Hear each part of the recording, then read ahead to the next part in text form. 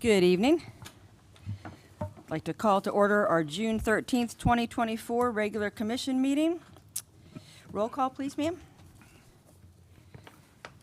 Mayor White, Here. Vice Mayor Grinder, Here. Commissioner Bloodsworth, Here. Commissioner Miller. Here. We had a pastor lined up to give our invocation, but he tested positive for COVID. So Commissioner Miller has agreed to fill in for us, sir. Followed by the pledge, please. Father, we thank you on tonight for letting us be here gathered in your name. Father, we just ask that you would lead, God, the city in the right direction, God, that you said where there's unity, there's strength. So on tonight, God, we pray for unity in the community, and we ask that we come together on one accord to make the decisions that best see fit for this city. In your son's name, amen. Amen. Allegiance to the flag of the United States of America and to the republic for which it stands, one nation, under God, indivisible, with liberty and justice for all.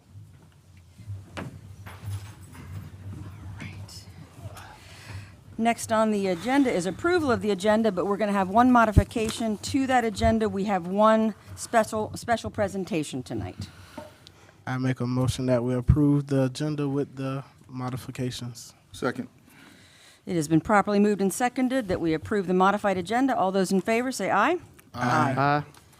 All right, agenda is approved. Next is the approval of the consent agenda, minutes of the May 23rd, 2024 commission meeting.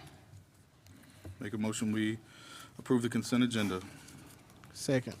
All right, it's been properly moved and seconded that we approve the consent agenda. All those in favor say aye. Aye. Approved 4-0. All right, next, we have a special presentation. And we have some gentlemen here that are awfully special to us. A lot of you may have seen on social media, thanks to Kevin, that we had a very special delivery here in High Springs on June 7th, where a lady came to she was on her way to the hospital, didn't quite make it to the hospital, and stopped in the fire department parking lot. And we had 5 gentlemen there who assisted in the birth of her daughter. So they save lives every day. They go into burning buildings, and on this particular day, they were able to help bring a life into the world. So we just wanted to thank you guys, and thank you for those of you who are here. The folks on duty that day were Douglas Hope, Jake Roden, Clinton Drake, John Friend, apparently did the actual catching of the baby, and Captain Burkhalter.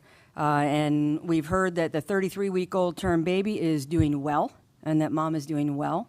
And gentlemen, thank you so much for being there. And I heard that you were calm amidst the storm, and we're really grateful to you. So we've got some certificates of appreciation for each of you.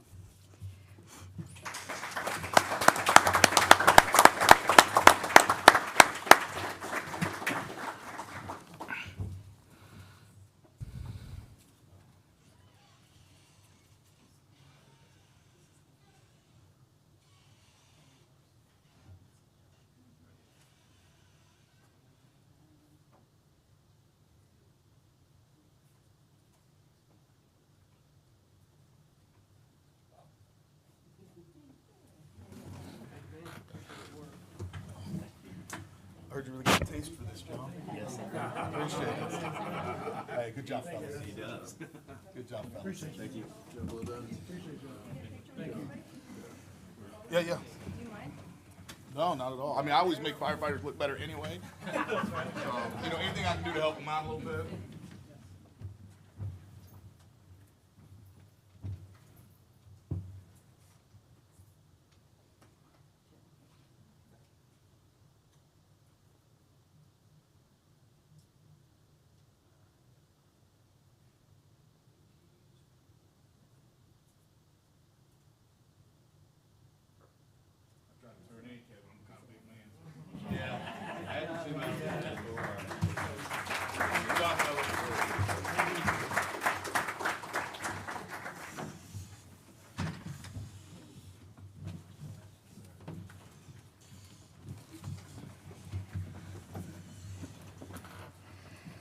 All right. That's a great way to start a meeting. Thank you, gentlemen. All right, on to unfinished business. Discuss, consider, and act on ordinance 2024-03. Mr. Walker, do you need to read this for us? Yes, I will do so, right. Madam Mayor. This is an ordinance amending Chapter 10, Alcoholic Beverages of the City of High Springs Code of Ordinances, providing for a special permit application process for businesses holding a beverage license deriving less than 51% of the revenue from the sale of food and non-alcoholic beverages, who desire to sell alcoholic beverages for on-premise consumption outside of the hours prescribed in Section 10-2D of the City of High Springs Code of Ordinances, providing for severability, providing an effective date, and providing for codification. The appropriate motion is to pass ordinance number 2024-03 upon its reading by title only. Gentlemen, any questions? No, ma'am. Questions or comments from the audience?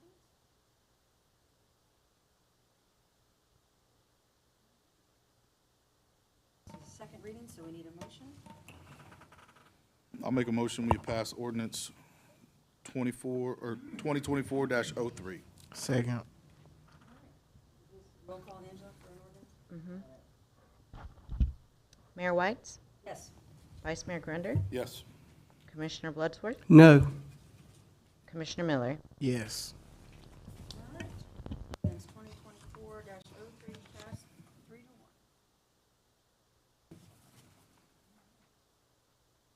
On to new business. Oh, no, sorry.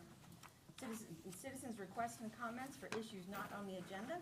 Please state your name for the record and limit your comments to 5 minutes, please.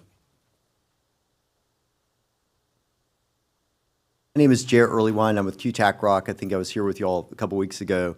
I just wanted to briefly talk a little bit about that Bridlewood Community Development District and the process for our workshop that's coming up. I think where we last left things is we had come and given some information at the first reading of that ordinance, and the direction to staff was, let's set a workshop where the applicant can kind of present some information about the CDD, and also where we'd have some time to talk with staff and talk with each of you, and also talk with some of the planning board members who had questions, and try to get all that information together.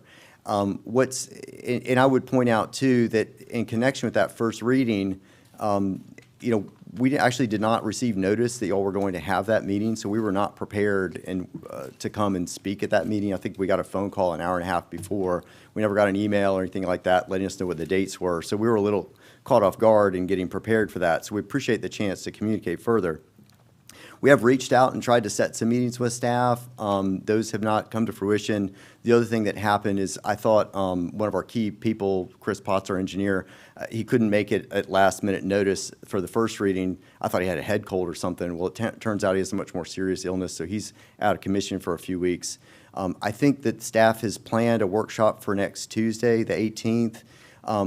We're not able to attend and participate properly in that. We can send one member, but I don't know how productive it is for you all to meet as a board with the planning board and have a discussion without really having sort of an information expert who knows about CDs in Florida. So we'd really like to kind of push that back. We've offered staff that we would pay for the advertising. We know that there's some expenses there. We're happy to cover those. But if we could just set that back a little bit and have our meeting with staff like we had originally contemplated and discussed at the last meeting, that's really what we're looking for to do. I think it'll be much more productive. When we came to the meeting last time, there were comments and a lot of questions, a lot of good questions that need answers, but the answers that were coming about, they were wildly off base because people don't have the information. They were saying, oh, the assessments are going to be $4,000.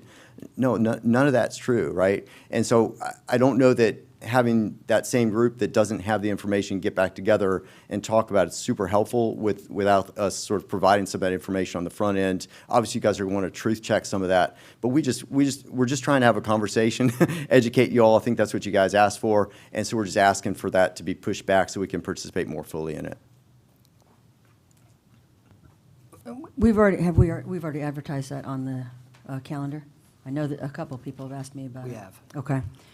Is there anything that would prevent us from having that with the plan board now so that we could communicate with them and then having a second workshop where it was intended to be more of an information gathering? I think you can certainly do it that way. This is one of those occurrences that happens pretty frequently in my experience as a lawyer, and a lot of times coming up in a trial or some hearing that we have, the other side may have an illness, or one of the critical members of their team is not able to do it, and our practice and procedure is to say, okay, you need a continuance, then we'll give you a continuance, and it puts everybody in a place that is you just have to deal with that sort of thing as far as that goes. And typically, the developer is wanting to put their foot on the accelerator and push forward. So if they're saying, hey, they need some time, then it's appropriate to give them some time. Now, to make it productive, just internally, if we want to start educating ourselves as to CDD districts, and that's something that we've talked about, that this is the first CDD district, and it's not related to Bridlewood, and we're trying to educate ourselves further. Perhaps Jeremy and I could get together and find somebody that has some real expertise in that to give us some general principles, and because I think a lot of this is bringing us up to speed and being educated on it. And if we want to do that, Madam Mayor, I think that's highly beneficial to the city, because I see this form of financing. We've gone through all the zoning, we've gone through the land use side of it. This side of it is the management, operation, and improvement of, and how do we finance that? That's basically what the CDD district is all about. And I think this is going to be something that we're going to be seeing more and more in this area. It's been somewhat limited in my experience. We represent a lot of cities, and it just doesn't happen very frequently. So if we can get up to speed on that, generally speaking, I think it will behoove and better ourselves for when they're able to come forward with it. But I'm certainly willing to work with Jeremy and look around to maybe bring in somebody that can give us some specific background on CDDs. Well, I know Mr. Marshall and I both found the same paper that was written by folks at UCF. It was really seemed to be one of the most balanced things that I had read so far. And you had reached out to the author of that. I don't know if he ever reached back out to you. No. Am I thinking there might be somebody over at the planning section of the UF, maybe that could, I'd be happy to look into that and see if there's somebody over there that might be able to come in that maybe is called in as a consultant on CDDs, that sort of thing. That would be excellent. I don't know that we can bring that together by next week, I think, but certainly we could try. I'd be in favor of holding off, because I think a lot of our questions, a lot of people coming together, you're 100% right, are going to have direct questions for you and for your intention going forward. And I really don't think that there's a reason to have it on a Tuesday if we're not going to be able to ask direct questions and get the full story and answer of what they want to bring here. I love having the idea of having somebody else there, though, in the future that knows about CDDs, that's not, that doesn't have a dog in the fight, to kind of give us their opinion on it as well. And that would, I guess, give us a little bit more time. But I'm sorry to hear about Mr. Potts, and I hope he gets well. And yeah, I'm totally for pushing it back. If we can't have everybody at the table, we don't need to come to the table and just have a what-if session. Angela, were you able to reach out to all 10 members, and they were all able to attend for next Tuesday? That's a main problem that the main concern I have is that, maybe it's kind of difficult to get 10 people's schedules together, so, and we're coming into the budget season, so that's going to take over a fair bit of bandwidth for us. I'm okay with setting it back, but I'm also okay with having it, just so that we can have a conversation with the plan board, because they're the ones that asked for it, and I thought that was a really unique idea. So, I mean, gentlemen, it's up to you how you want to proceed. Yeah, I feel like it is important to hear the plan board of why they originally voted for it, and then why some of them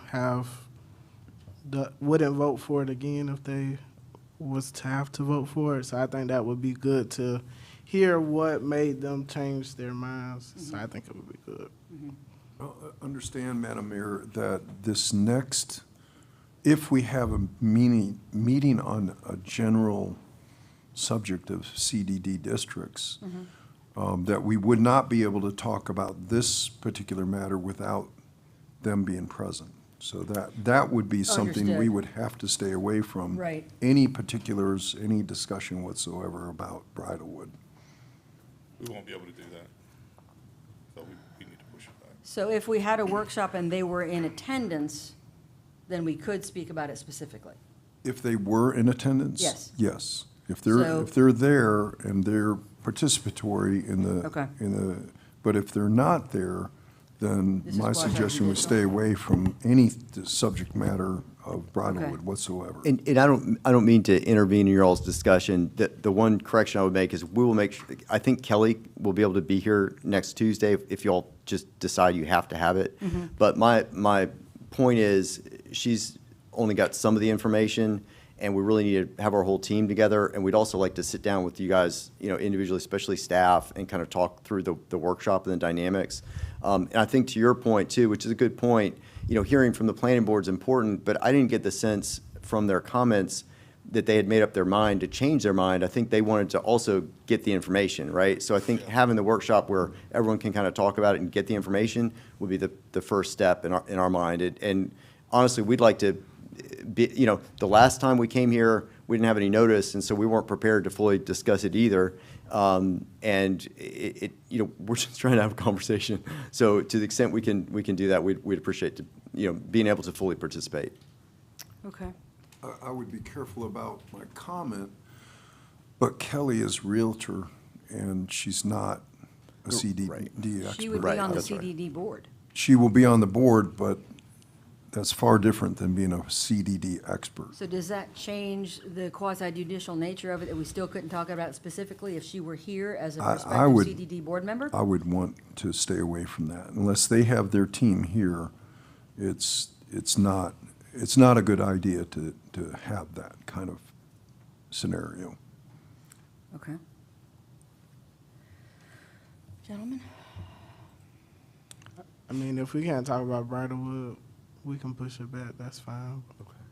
Oh, yeah, by far. But there was a board member, I just want to put that out there as a correction. There was a board member that said if he had the ability to not vote for it, he would have took it back. That was his statement, opening statement when he spoke. So I didn't just make that up. That was actually his statement. Okay. Okay, so in the interest of not getting us in a legal predicament then, gentlemen, do you want to push it back?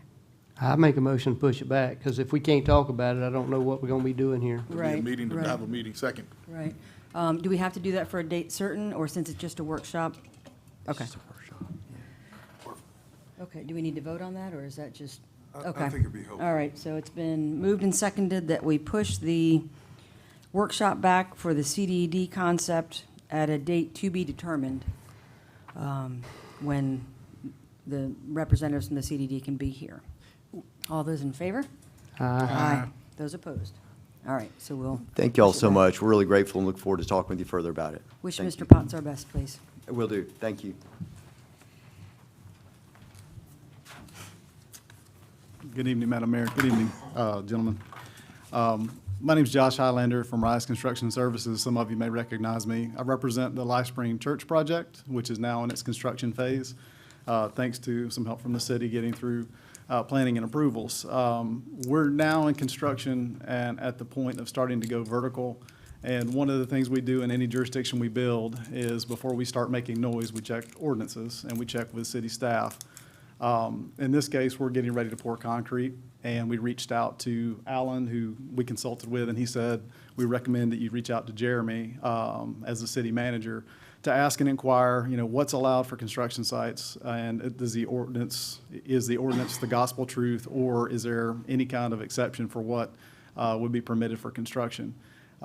Jeremy recommended that we bring it before the commission to discuss it, because when I reviewed the code, that's basically what it says. I mean, in its options for, us requesting, permission to act outside of that timeline in the code, he felt it was appropriate to follow the code and, come in here and present it to you. But I have some information to share with you, too, on the basis of the request. But with a project of this size, when we start to pour concrete, we're talking about, hundreds of yards of concrete, not like a little residential house pad or anything. By convention in the industry, we start those in other jurisdictions very early in the morning, usually about 4 a.m., sometimes even earlier at night. In this case, the city's code is restrictive and doesn't really give any if-then scenarios about what time you can start activities or what types of activities or where they are. So what we've run into is for a pour of this scale, for us to do it responsibly and for the safety of the workers, and also be able to get the number of trucks we need, we have to start really early. And we'd set out, basically to do a 4 a.m. pour if possible. That timeline would run, through probably mid-morning to when we could get those trucks unloaded and then start finishing the slab. The danger is if we start at 7 a.m., as it were in the industry right now, you can't get a ton of concrete trucks during the day because they're spread out at other jobs and residential home sites and that type of thing.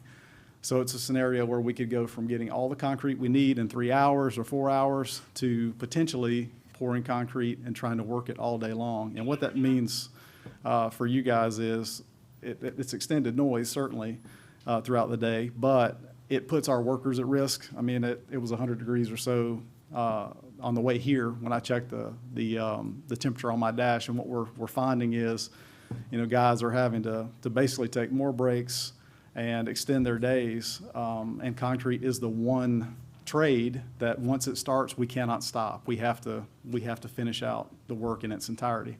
So what we're concerned about is if we start at 7 a.m., we're only going to be limited to about 3 to 5 trucks. It's going to last all day for a pour, or we have to break it into 2 days, and we're going to be working, 10 to 12 hours to get it done before the concrete sets in this heat. If we can have permission to start at 4 a.m., we can potentially front load those trucks, get it offloaded before it gets too hot, and be finishing concrete before the heat of the day kicks in and before the trucks disperse out to all the jobs that are under construction right now. So my construction manager, or our construction manager, John Turlington, put together some additional data, kind of in support of our request and what he's done. I've got some handouts here if the clerk would like to provide these. There may be more than you need, but they're a little small in scale because of our printer, so I apologize. But what we've attempted to show is this church site is sitting in the middle of a 10-acre parcel. That 10-acre parcel puts it over 500 feet to the closest residence. Based on both GPS and our survey, we checked it, and so these are not, this is not a situation where we're right up against one of the properties or right up against a home. So we're in excess of 500 feet, I think was the closest one thereabouts, to where we would be pouring the concrete in the middle of the site. We also, wanted to provide some backup information about the noise implications and what, you would expect on this type of operation. John did a great job going in and finding the equipment that we would be using, whereas NASA actually does sound ratings for all of this equipment because they deal with this at the Cape and along Space Coast all the time. And can I have permission to go a little further? Yes. Okay. Yes, please, sir. There are different decibel ratings here that, you can see the operating ranges of those vehicles. The reason that's pertinent is at 500 feet, he was actually able to pull the data from NASA and show that it's reduced to about the sound of someone's voice, talking in a room at 500 feet away. Now, what it doesn't consider is any obstruction, and we're bounded by trees on 3 sides, and 2 or 3 of those adjoining residences have accessory structures in between us and them. So we wanted to show you there was a basis of fact that we think it will be subtle, and to do our diligence because it's our responsibility to get the job done and make sure it happens. But we've also worked up a logistical plan, and we're blessed with a site that's big enough that we can circulate the traffic and not have to back up a lot. So where you have backup, beepers on all construction equipment, as per OSHA, in this case, we can limit that because we can pull the trucks forward and just stop them by the pump and then limit how much they have to back up. So we've prepared this plan. We've, provided some supplemental data. And really the plea is, if we can not only, have permission to start early, mobilizing the trucks at 4 a.m., we believe the noise will be limited and somewhat inconsequential. I think in the long run, it would be a one-day pour. The risk that if we don't do it is that we may have to push to Saturday to do 2 successive concrete pours on the weekend because we can't get the trucks during the week we need to pour out 200 yards. So that's kind of where we're at, and we'll leave it with you. We want to do our diligence, and we want to be a steward to the city. And I have to give credit to Alan and also to Jeremy for saying, hey, let's go through the process. Let's stand before the commission and ask them. Secondary request would be staff may want to explore some conditions for being able to work at off-peak hours just because of this, because I think, we're seeing it more as a safety issue right now, from our subs with guys extending and working long hours in this heat until they can get under cover. So I appreciate your time. Thank you very much. Thank you, sir. Do you have a date that you know that you would be doing this pour? Yes, Madam Mayor. We had hoped to do it, during the week certainly and avoid Saturday work. As of right now, our earliest contingent date would be next Tuesday. We'd like to do it earlier in the week, not on Friday when some folks may be starting their weekend or whatever. But we prefer early week pours and to get as much manpower and mobilization as we can and just get it done. So Can you guarantee it done in one day? if we can start at 4 a.m., I think we can have all of the concrete in place by 11 or 12 and be finishing. So potentially even sooner. If we can't, the risk is, and it's wholly contingent on the trucks. We get, basically a limited amount of concrete on each truck. So if we're limited to 3 to 5 trucks a day, we could be there, or 3 to 5 trucks at a time, we could be there all day. If we have 10 or 15 that are cycled up at the plant and ready to go, we just cycle them through and unload them as quickly as possible, and then we could begin finishing more quickly. So from what we've been told by CEMEX and from our subcontractor, Abbott and Wall, they think that we can get it done in a day. If not, and we have to break it up, it'll be 2 days, and it'll be 7 until we get it done. But So you're willing to go with us, if we went with you on 4 a.m. one day, you wouldn't ask for a second day at 4 a.m., you'd go for a no, second day at oh, 7? no. If we can't get it done starting at 4 a.m., then it was inevitable, and we would have to, we would just start at 7 the next time, because we'd be down to such a small amount of concrete, we could probably handle it before it got too hot. Yeah. I appreciate all this information right here. This is extremely well done. I got to give all the credit to the guy who's running work in the field for that. So. Nice job, brother. Nice job. Right.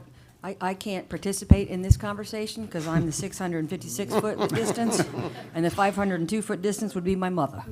So I'll let my mom know, depending on what these guys say. The only thing that I would recommend, if possible, is to advise these residents. I could help you with some of that because I walk my dog here every day. Sure. We wanted to ask, we didn't know if it was an appropriate thing to do, but wanted to ask your opinion, but didn't know if we should do it ex parte or in here. Because I think we've become affiliated through the last couple of years of going through the process and trying to do this the right way. We don't want to stop now, so we're happy to talk to them and let them know. But it should be a limited amount of noise before people start their day at 6 a.m. or 7. So. Well, I got you covered on the closest people, so don't worry. Well, I'm a little lost. Is it 7 o'clock is when? No, they're asking for 4 a.m. I understand that, but Yes, what sir. is our time in town? Oh, 7 a.m. I didn't even know that, so Yes, that's sir. why I was Yeah, at there's, by, clarification. the ordinance says no construction noise before 7 a.m., so he's asking for an exception to that. To be able to Absolutely. get this pour done. Madam Mayor? Yes, It yes, sir. looks like the ordinance permits the city manager to allow an exception, like a special permit that goes to the city manager. Okay. So it may be something in-house to deal with. I'm sitting here reading it right now. Okay. Oh, sure, please. So met with the gentleman, the project manager earlier this week, and I have the ability to grant the exception. The land development code says 7 o'clock, and I'm sympathetic to their predicament. I get that you gotta get the trucks and whatnot. I was not comfortable 4 a.m. rolling trucks into, I see the residential now, but residential area, I wasn't putting my name on a 4 a.m. construction project, no matter how big or how small. However, when I give a denial to something, I always provide a solution because I shouldn't be the end-all be-all. So I suggested they come here tonight and talk to the commission. And if the commission, I'm not asking for a vote because it's not right, but if the commission is okay with it, I'll gladly grant the permit. I just wasn't doing it at 4 AM. I just wasn't putting Sure. my name on it. Sure. I guess I got a question about, is the dirt gonna be able to handle y'all doing a circle loop as dry as it is right now with the sand? Yes, sir. Oh, we've already got lime rock down and stabilized the drive, and it's 10 acres, so there's about 1,000 linear feet of loop and drive in there where we can stage them out. Well, that's gonna limit a lot of the beeping noise at that point, if you Yeah. can circle the building Yeah, or the form. yes, sir. Yeah, I'll be honest, based on the decibel information that you've provided and then promising to limit the beeping noise, I'm okay with it. I would be okay with it. I have no opinion. I agree with that. Run it, Yeah. for it.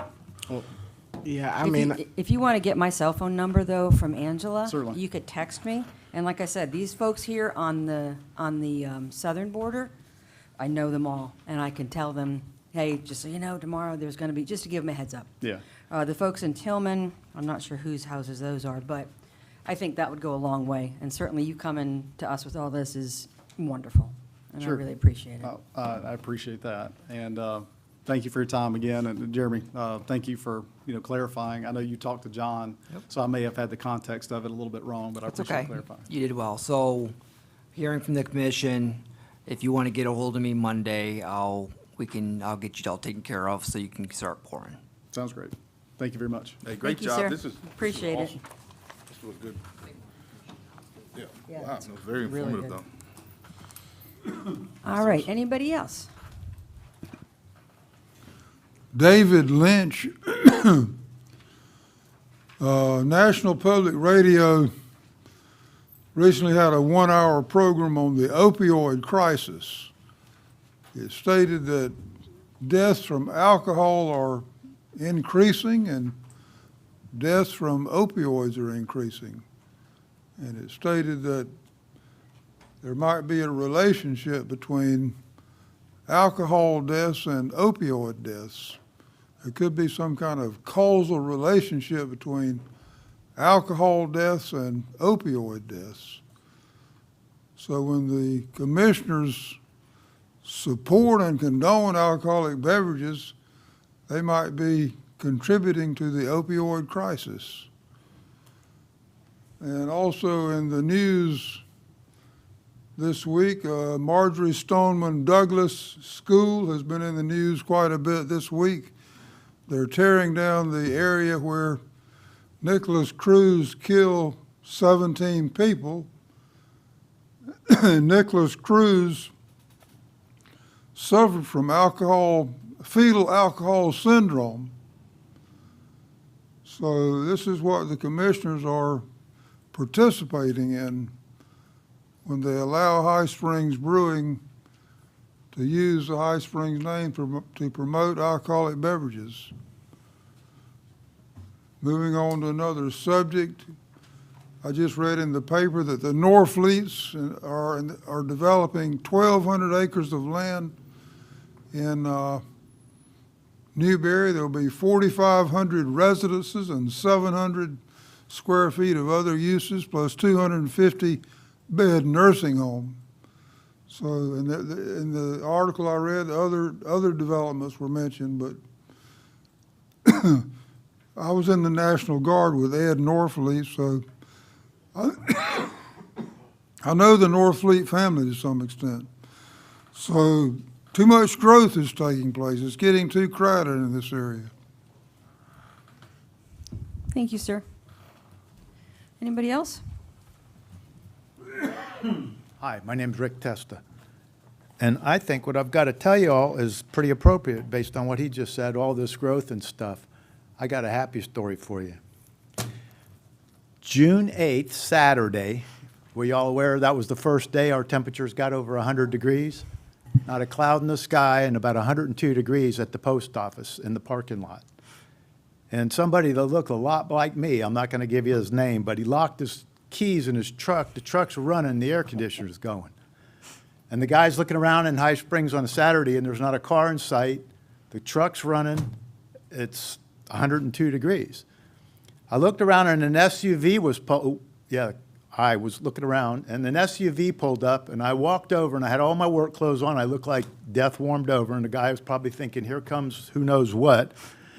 And he rolls his window down, and he says, hey, how you doing? And I said, hey, truck's over there at the post office running hot, 100 degrees. It's been running about a half hour, and my cell phone's locked in my truck. Do you have a cell phone? The guy took out his cell phone.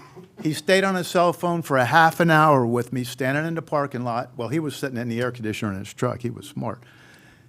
For a half hour. It took us a half hour to find AAA and get them online and, get your ETA and all that stuff. So here's a guy who lives, from High Springs. This is what we like about the small towns. This is why we're so upset about this development stuff. The guy was unbelievable, so I introduced myself, and he tells me his name is Carlos Shepard. And I said to myself, that sounds familiar. You're not related to the chief, are you? And he said, yeah, that's my uncle. And I went, wow, no kidding. I mean, the only guy that shows up in the parking lot, and it's small town USA. He's, the nephew of the chief of police. Oh, guess what? By the way, I'm related to Andrew Miller. He's my cousin. And oh, hey, by the way, Byron Williams. And I'm standing there going, the only guy I run into in High Springs is related to everybody in High Springs. I mean, it was just mind-boggling. But it gets better, just a couple more minutes. So he does his things, wonderful, wonderful human being, helps me out. AAA is an hour away. 100 degrees, the truck's been running an hour now. He drives off, I go back over, and I say, well, I'll try the fire department, the police department. So I go over to the police department because it's closer, and I was about to expire. And I'm standing there looking at the police station. There's a little call button, and they were all on call. So I started to walk away, and as I turned around, a police cruiser pulled up. And the guy gets out, he looks at me, and I look like a bum, so he kind of stood in his car for a second, and I held up my AAA card. Hey, I'm waiting for AAA. He said, go back over to the post office. I got a lockout set up, and I'll come help you out. So he goes around to the post office. Now it's probably 103 degrees. We're standing in the middle of the parking lot for almost a half an hour. And the guy is dressed in the, tactical black outfit with a bulletproof vest and all his tactical gear. Water is pouring off of his head, down his neck. Unbelievable. So he spent a half hour and finally got my truck unlocked, got it unlocked. Right about the time AAA pulls up, of course. But this is the joy of living in a small town. This is why we want and why we're upset about some of this stuff happening, the development and stuff like that. But also, I'd like to finish by asking Commissioner Miller there, if you wouldn't mind, if I put in the name Sergeant Schenk for Citizen of the Week or month or something. I hate to rain on your parade, man, but just keep that name in mind. Sergeant Schenk and he smiled and laughed with me, and an old guy that's probably seemed senile to him, but he didn't, he was empathetic, and also the Citizen of the Month, maybe. Mr. Shepard, thank you. Thank you, sir. Anybody else?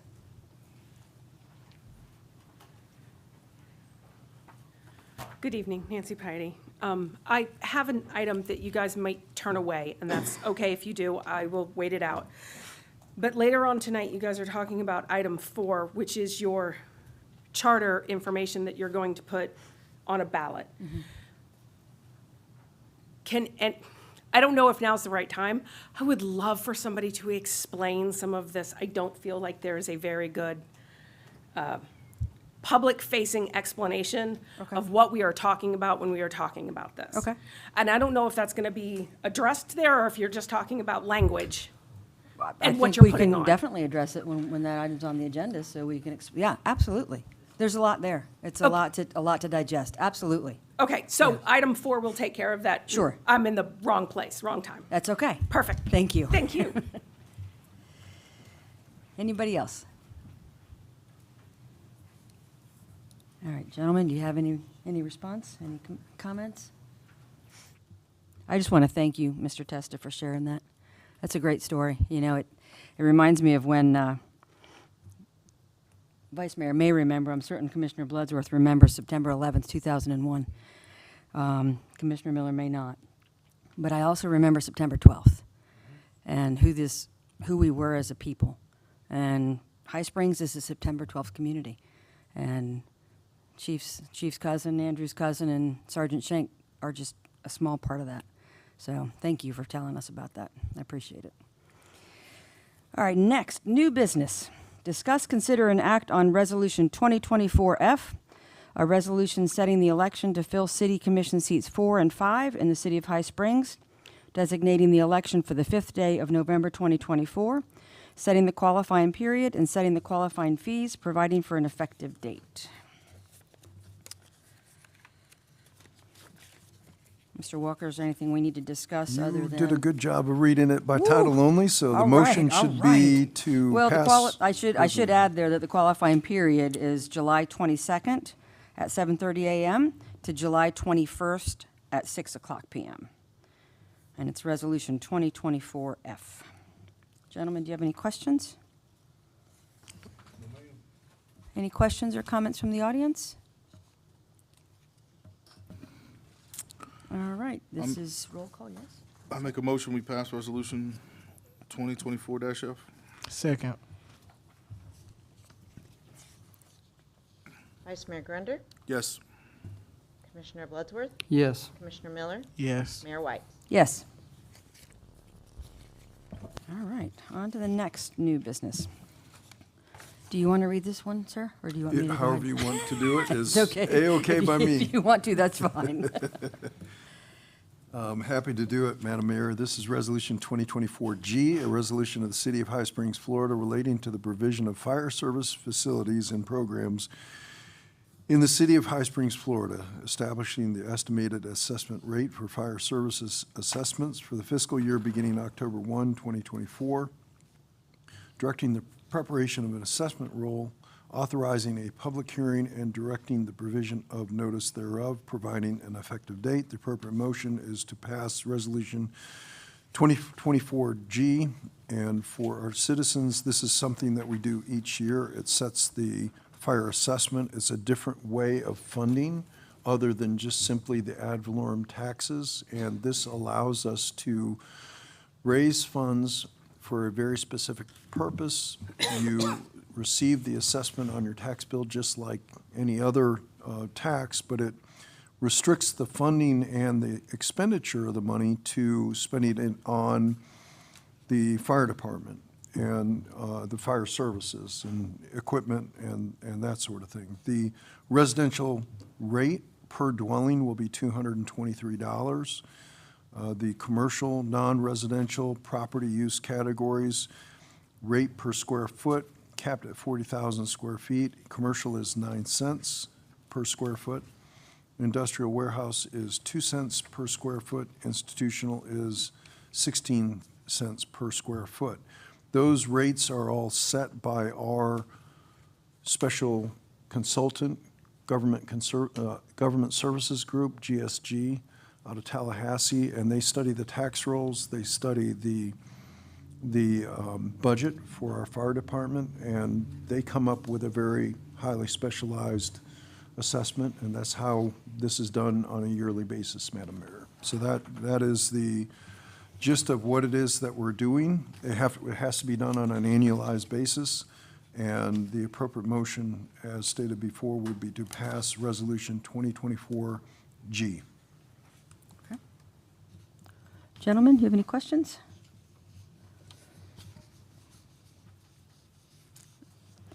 Mr. Marshall, just to confirm, this is the same rate that we've got this year. There's no increase this year. Is that correct? Chief That's Peters? correct. Yeah, okay.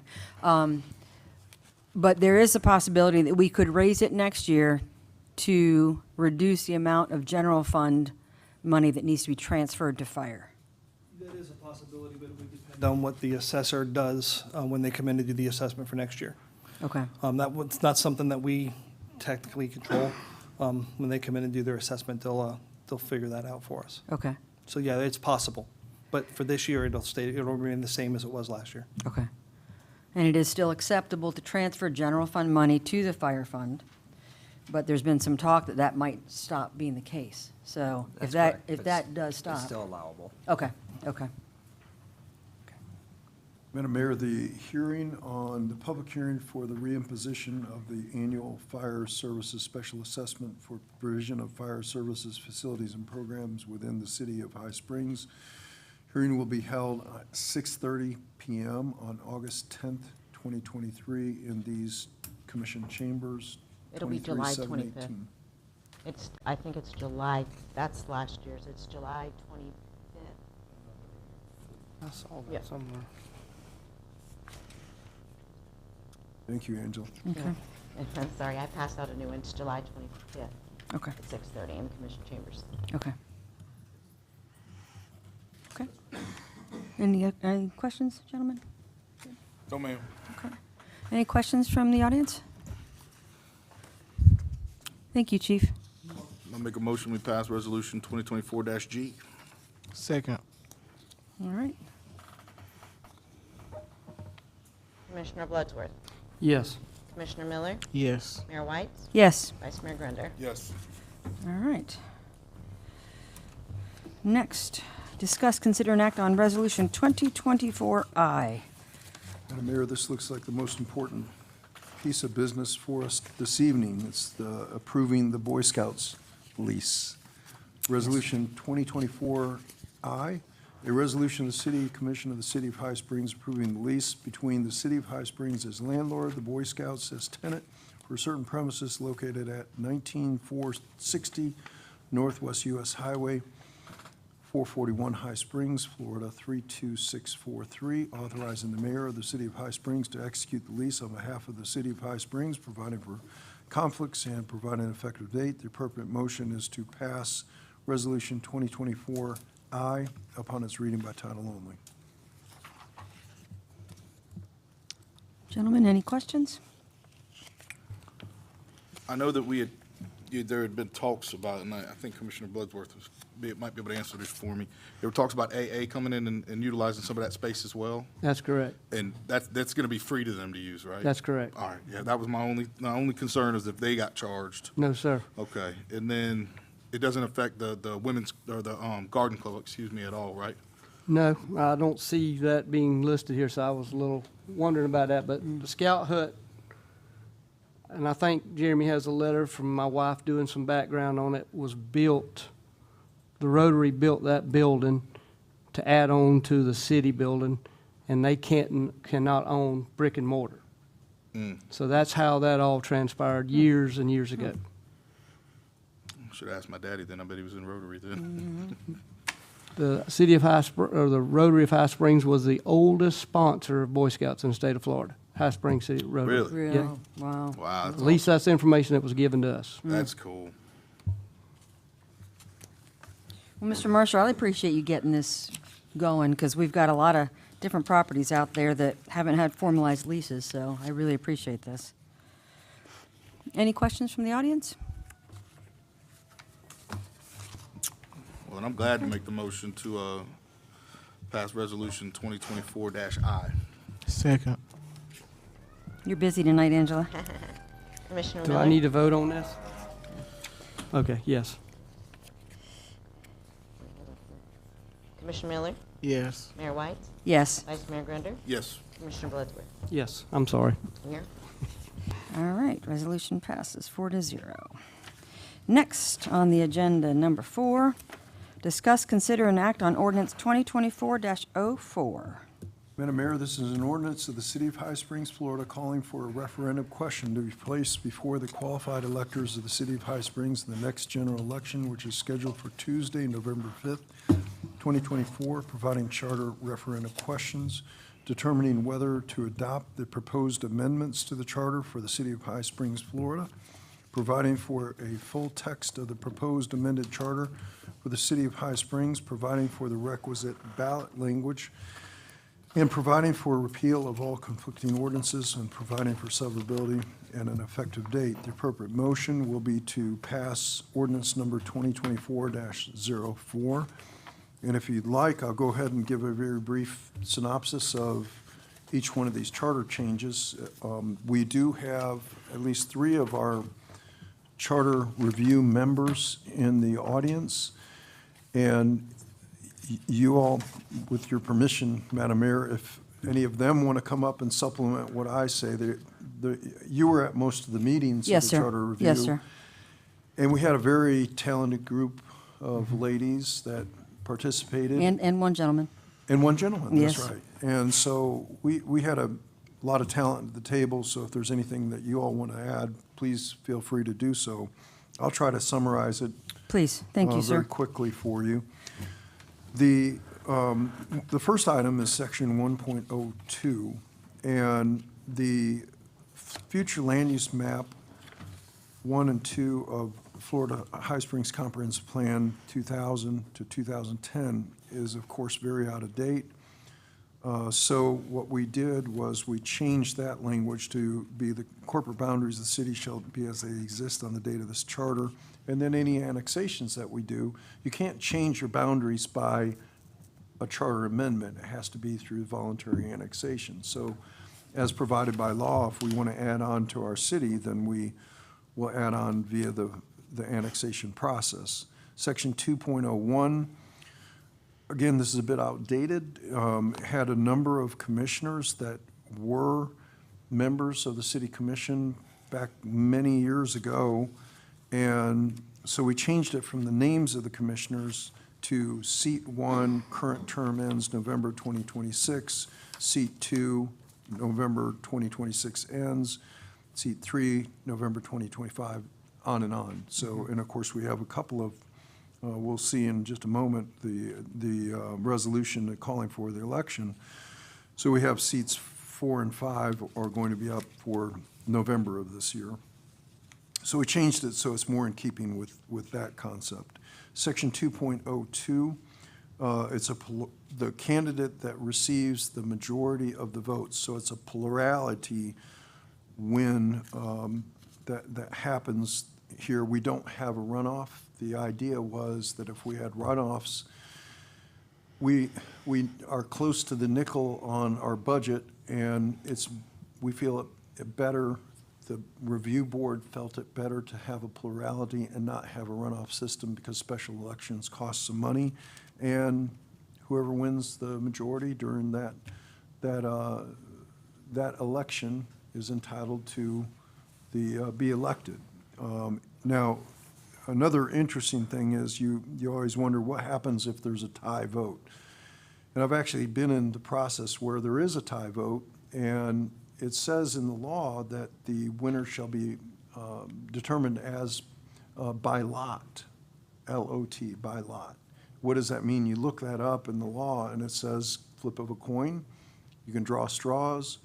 I suppose you could have an arm wrestle. But that, it says by lot is what, now we determined it'll be the flip of a coin. So that's how we'll determine a winner in the event that there is a tie. And when you think that can't ever happen, it actually does happen, believe it or not. First meeting of the newly elected commission for induction to the office shall be held at the next regularly scheduled city commission meeting occurring after the election. So that was added to the proposed charter changes. Compensation of the commission is determined each year. You determine salaries. If we don't determine that, it just rolls over from the prior year. City commission may adopt an ordinance that procedures is necessary to implement this section. Section 2.04, mayor will serve a 1-year term. And if we have something really hot going on and you want the consistency of the mayor to serve more than 1 term, then a supermajority can say, hey, we want the mayor to sit, maybe we have some litigation going, there's some reason we want to have further consistency of having the leadership of the mayor, then it's a 1-year term normally, but if 4 of you vote that mayor should roll over for another term, then you have the ability to do that. So it gives you that ability for that sort of purpose.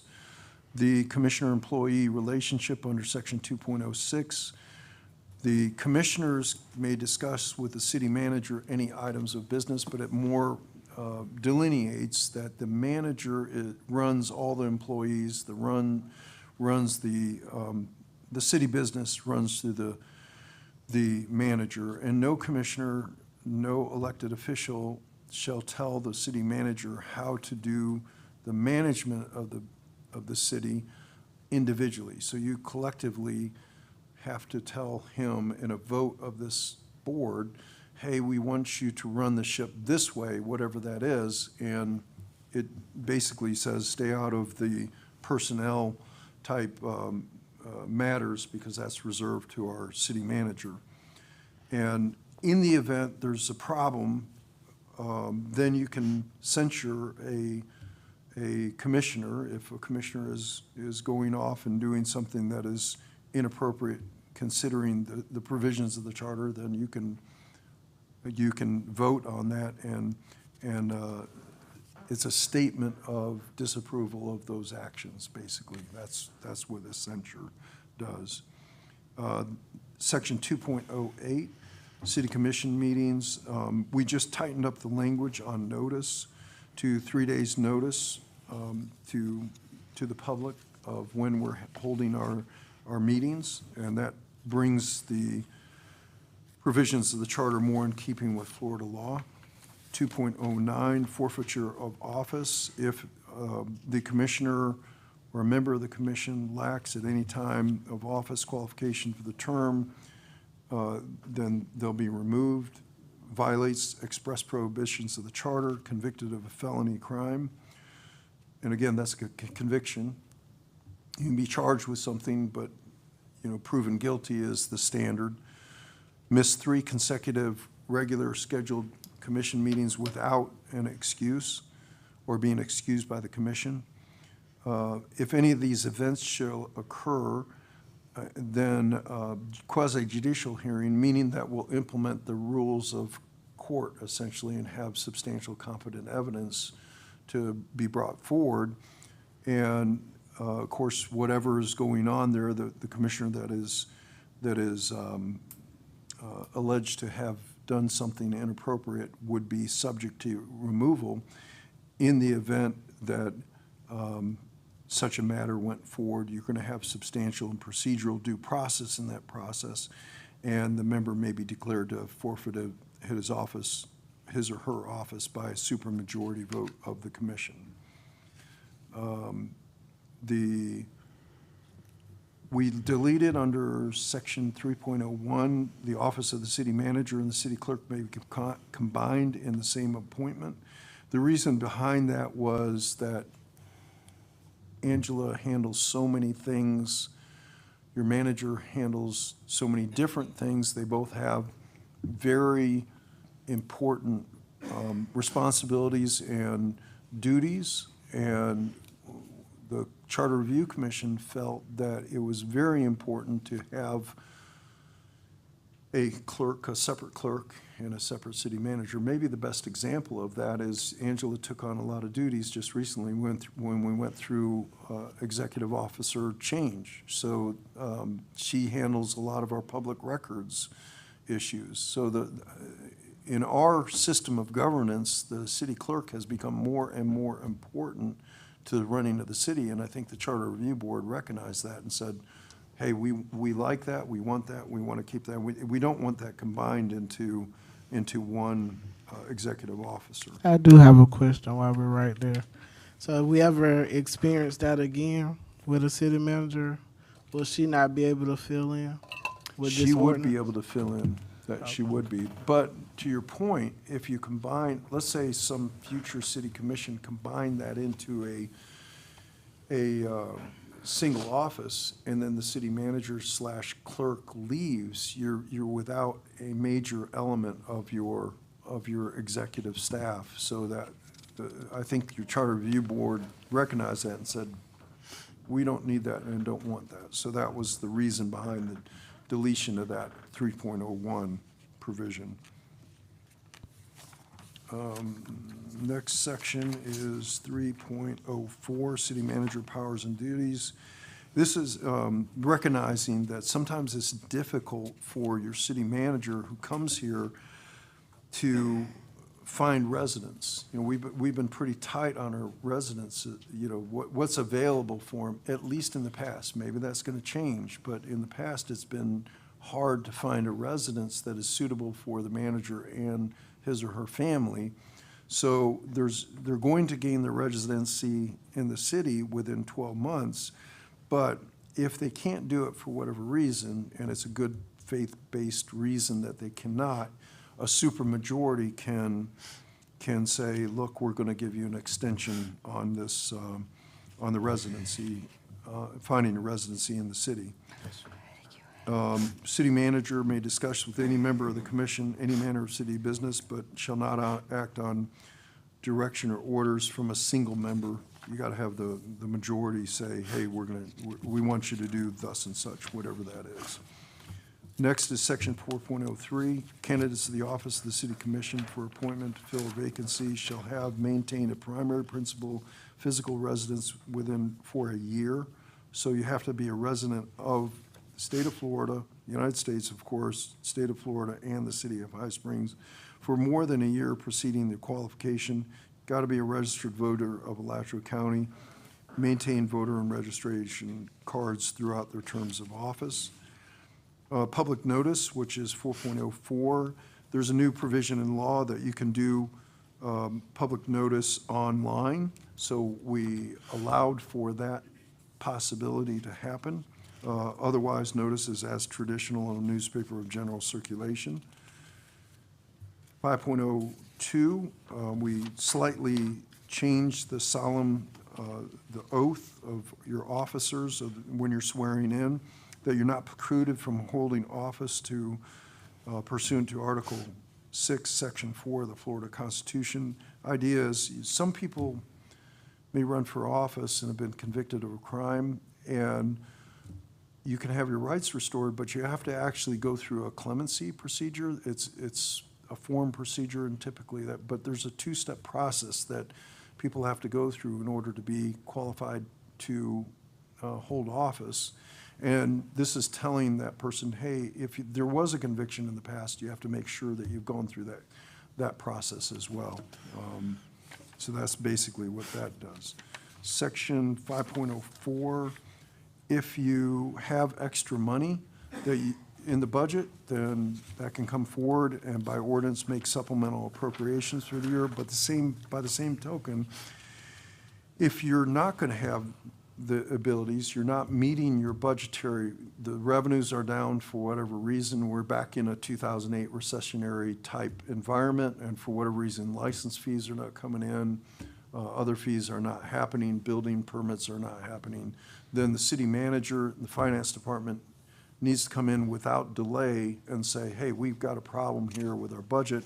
We're going to need to amend our budget very quickly and to forecast what the problem might be. So that's the other provision with 5.04. 5.05, this is a provision that was already in the charter, but it's updating that provision. We're naming the parks. You can't give away, you can't sell these parks, you can't alienate these properties without a vote of the people. That's basically what this says. Walter Howard Park, which updates the name of that park, James Paul Park, Civic Center Park, Catherine Taylor Park, the Douglas Center, Memorial Park, and the sports complex. So those are all the changes. Hopefully I've done an adequate job, but like I said, Madam Mayor, we have three of the charter review people that are here and well able to discuss all of these items as well. So the appropriate motion will be at the appropriate time to pass ordinance 2024-04. Madam Mayor, I spoke to the supervisor of elections office. I sent her the ordinance when I received it to let her know that this was coming forward, as well as the timeline of when I would send her whoever qualified, and wanted to give her a heads up that we were moving forward in that. They have never had that many charter amendments by one city. She just wanted me to express her concern of there will be an additional cost, which I've explained, you know, when we add things to a ballot, there's an additional cost to add items to those ballots.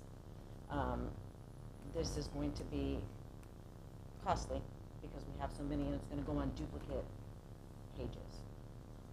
She wanted me to, she has found in the past when you have so many things to vote on, typically people will go in sometimes and not vote the entire thing. So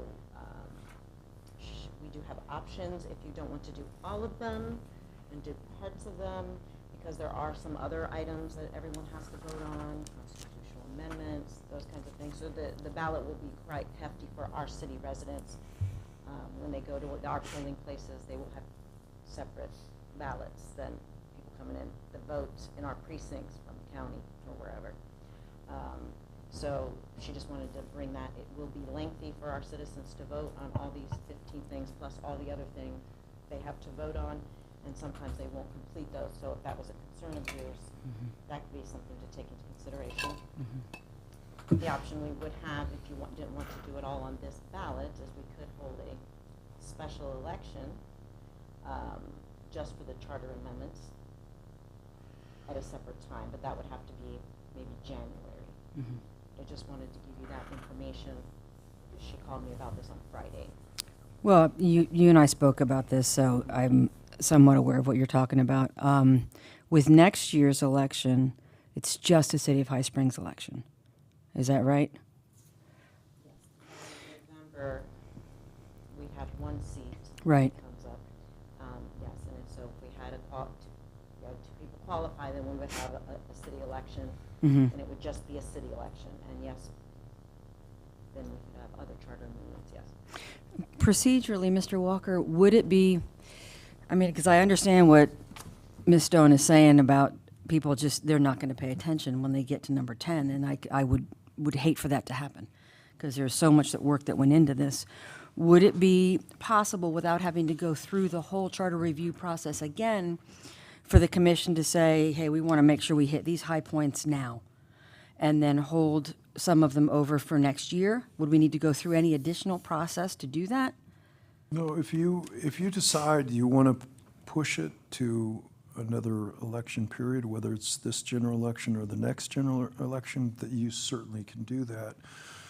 Angela, did Ms. Barton, did she indicate that, what's our timeline now?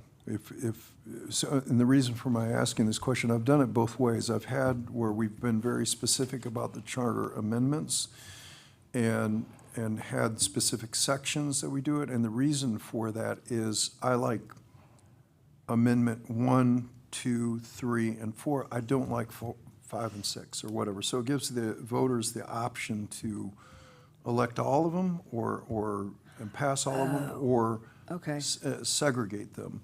I've also done charter amendments where you just say, the summary is, do you want to pass all of the charter review amendments? And you don't have, what is it, 12, I think, 12 places. 15. 15 places to vote. So you can condense it.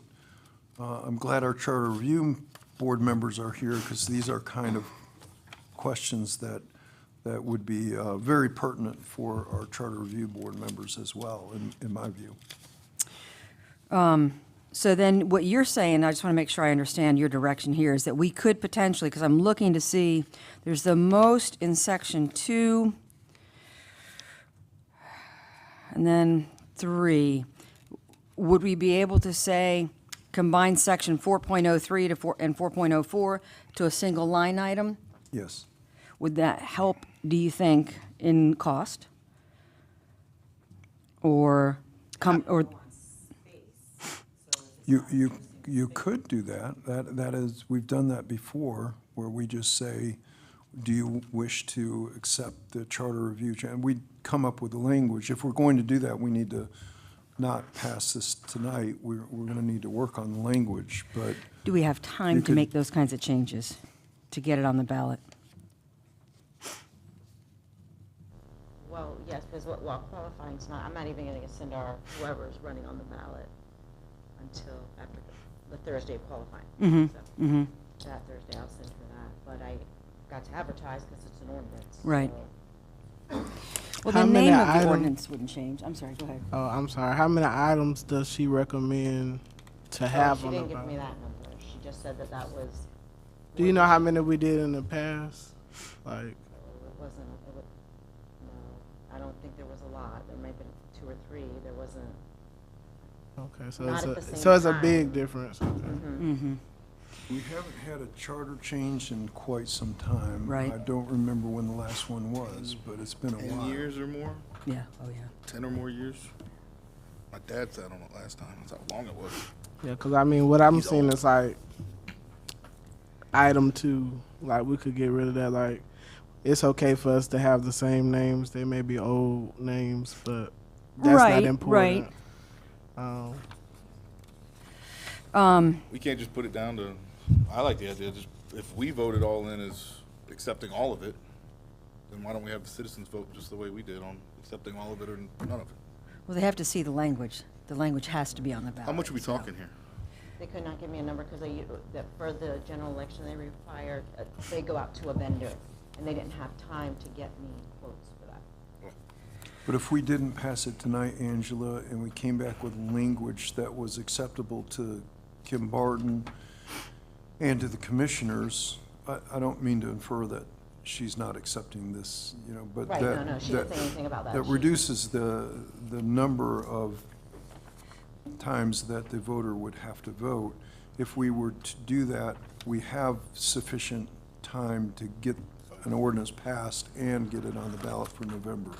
I like it. Yeah, is that correct? I think so. I mean, if they were, like, at first reading, if I can advertise it, if you're gonna go with the language. The same language in the Hicks at name of the first reading, ordinance. And I have it advertised for the second reading, the direct commission meeting after, we have time, yes. Okay. If that makes sense. I just don't want to shortchange any of these items, because there was so No, much effort that and went we into can. all of She's this, willing so. to do it. I'm I just know, giving you but concerns. I also hear what she's saying. If you've got 15, It's like the Supreme I'm Court afraid that justices. it doesn't get the attention it deserves. And, I mean, I would be inclined to at least, pick some of the obvious ones, setting the boundaries. Things are going to be very straightforward. And then perhaps hold the others over till next year to, I don't know, to maybe get more direct attention on all of them. Because certainly next year, it's going to be people who are in High Springs that are voting, and they're going to be paying attention. I don't know. I like, if we're gonna split it up, though, I think the Charter Review Committee should be the one to split it up. We give them the guise of how many things we want on there, and then they're the ones who put all the work and time into all this and They work did. backwards and They forwards. did. And I think it should be up to them to decide what's most pertinent to get in now, and then what can hold off for a year. I mean, I would argue that they're all important. I get what you're saying, absolutely. How is it going to translate the best to people? I mean, like Mrs. Piety, how much of this makes sense? I mean, I have that question. How much of what we've talked about now makes sense? Because that's how you would see it on the ballot. Mr. Walker certainly has intimate knowledge because he was there. I saw them pouring through every word because I was there, but, everybody who's going to vote just may not be reading it enough. I don't know. Madam Mayor, I believe that the citizens of High Springs won't sit down and read the charter. That's a joke, everybody. I didn't even know what a Why charter don't- was until a couple Why months ago. don't I come back with language at the next meeting? I'll send it to the Charter Review members as well. And if we say, shall Article 1 be amended with regard to the corporate, updating the corporate boundary, and Article 2 with respect to composition, you can take these 5 sections, and I think adequately change this from 15 votes to 5 votes. Shall Article 1 be changed, shall Article 2 be changed, and then give a brief description about what the changes are in each one of these sections. And I think it will skinny it down to 5 votes as opposed to 15 votes. So I think we could do that and not violate the intent of what it is that the Charter Review Commission is trying to do. Send it to the review board, make sure they're okay with that, and then bring it to you at your next commission meeting, if you'd like us to do that. I don't know, gentlemen. If we do it that way, would it be just putting everything in one paragraph and then saying, you're gonna vote on this, you're gonna vote on that 5 times? Wouldn't it just be putting all this in one paragraph? You could do it all in one. You could do it by sections, which would be 5 votes. But I'm saying it's still gonna be all of this language, because I think that's where the problem's gonna lie, is that this is a lot of language for somebody to come read all of it and then vote. And then if you put it in one paragraph, they're definitely not gonna read that, because it's just like a text message. If somebody texts me a long paragraph, I'm not gonna read it. So actually divide it, they might read it, but in one paragraph, they're not gonna read all that. There is a requirement that it can only be, and I can't remember, but the total of, I think, is 60 words. The ballot language is restricted by statute to limit. So no, we could not take all of this and just combine it into one. It'll have to be amended so that we respect that part of the statute to 60 words, I believe it is. The only thing I don't like about that, aside from Commissioner Miller, I think he makes a really valid point, is that what if there are sections, or, we've got 5 or 6 different amendments to Section 2, there's people who could very well say, well, sure, I like 1 and 2 and 6 and 8, but I don't like 4. I think that takes that voice away. And with the time that they poured into this, I would hate to shortchange that effort. Excellent point. Excellent point. I would prefer if we could to put some on it now and then hold some over till November, because we don't want to ignore any of them. At least I don't want to. Would you all like to hear from the plan board to see? Do the charter members have, or the the charter committee have any ideas or thoughts, or this is your blood, sweat, and tears?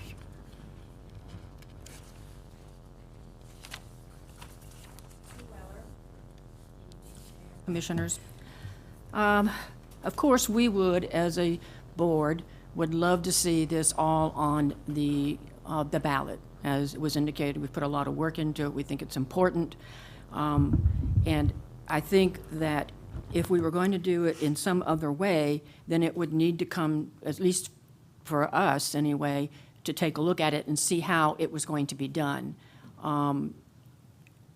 I guess right now, in my own opinion, and not having been able to talk to the board on this at this point, I would at least like to see that the sections are put together so that you have the 5 sections there. But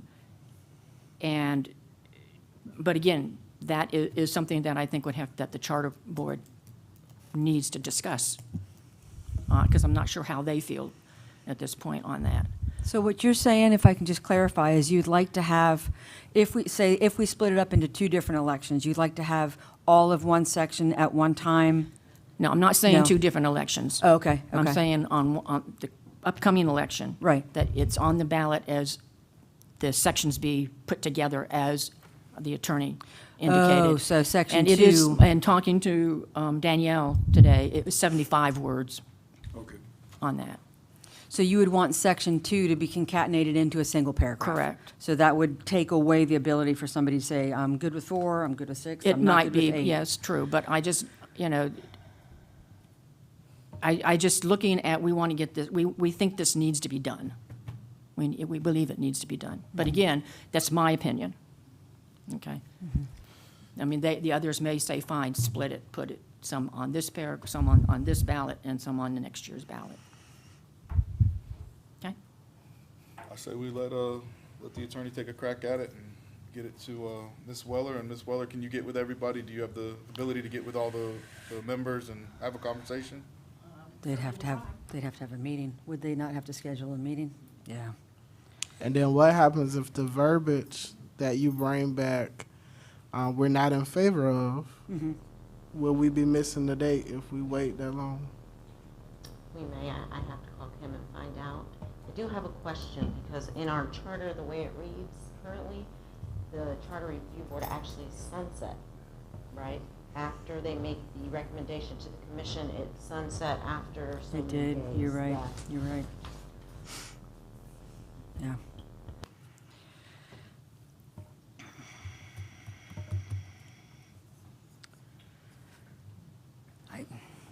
Any other comments before we open it up for public input, gentlemen? Let's hear. Any, I see, I see Mrs. Piety looking. Does anybody else have questions other than Mrs. Piety?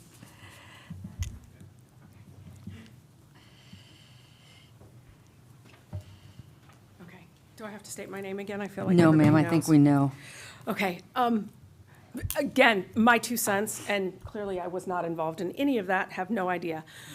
I feel like you're throwing the baby out with the bathwater if you put everything together, because I am much more likely to just go, nope. Even though I might, like, if item 3 of that section I'm against, then I'm going to say no to all of them, and I feel like then you guys are losing out on some of the things that you want. My personal opinion, which I know is worth all the lint in my pocket. So I would like an explanation, if I could, on, I have heard the words breaking charter, against charter, pretty consistently thrown around when it comes to communications. So I'm very confused as to what that means. Can somebody explain it to me? Like, I'm a 3rd grader and a really dumb one. Madam Mayor, Please. I'll take a stab at it. Please. I'm a commissioner, and I say, well, let me give you an example of something that happened not in this city, but another city. Perfect. And there are some examples in this city long ago that came up in our meetings with the Charter Review. But let me give you an example that was fairly recent in another city. Commissioner comes to the Streets and Roads Department that is having a tree cut down and says, hey, I'm a commissioner, and in not so nice language, you will not trim these trees, you will not do this, it's in my yard, if you do this, you're gonna be fired, blah, blah, that sort of thing. And it upset the worker, and so that would be an example, perhaps, of going outside your authority. You know, what should happen in that instance, you go through your city manager. City manager has the disciplinary abilities to discipline an employee, tell an employee to not do this, whatever. But a city commissioner does not have that authority to do that in personnel matters. And there's good reason for that, which is you don't want to have personnel issues in a public forum.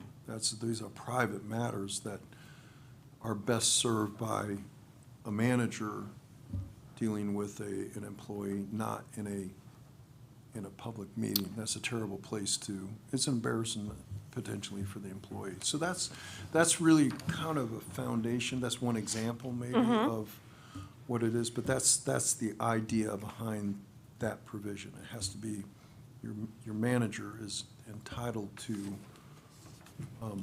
all employment-related decisions. There's 3 charter officers. Your clerk, your manager, and your city attorney are the charter officers, and these 5 people govern us 3.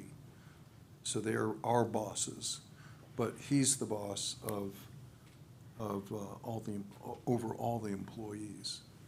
Okay, so that's a lot of bosses. So let me break this down, because I want to understand. Catherine, Tristan, they're in the office, they're having a conversation. They are allowed to have conversations with these employees. I say these employees. With these employees, because you guys are not. With these employees, they're allowed to have conversations, but they are not allowed to tell them, don't do this thing, go do this thing? So that's my understanding. So they're allowed to have conversations, but not allowed to give direction. Direction has to come from Jeremy. It really should be a chain of command. I apologize, Mr. Marshall. Jeremy. Sorry. Yes, Jeremy,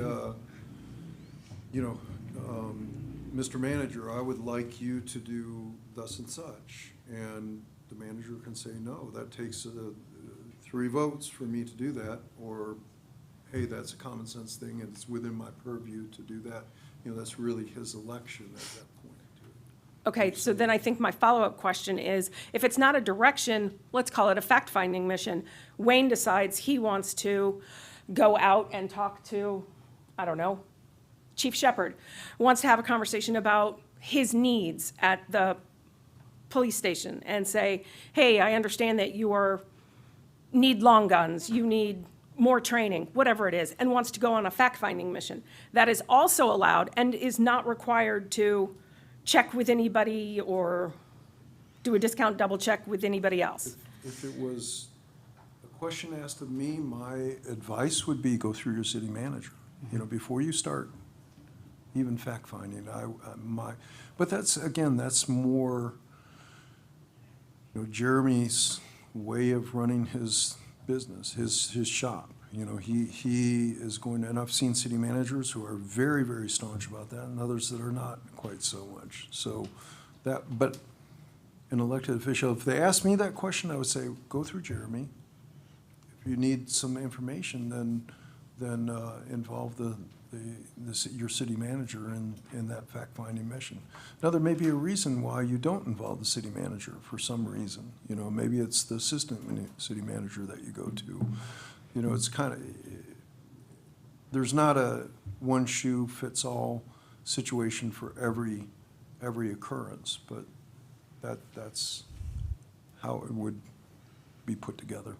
Okay, so then I think that takes me to, sorry, because you called them different things. I believe it's 2-06. It's number 6 on the list, which I believe has to do with censure.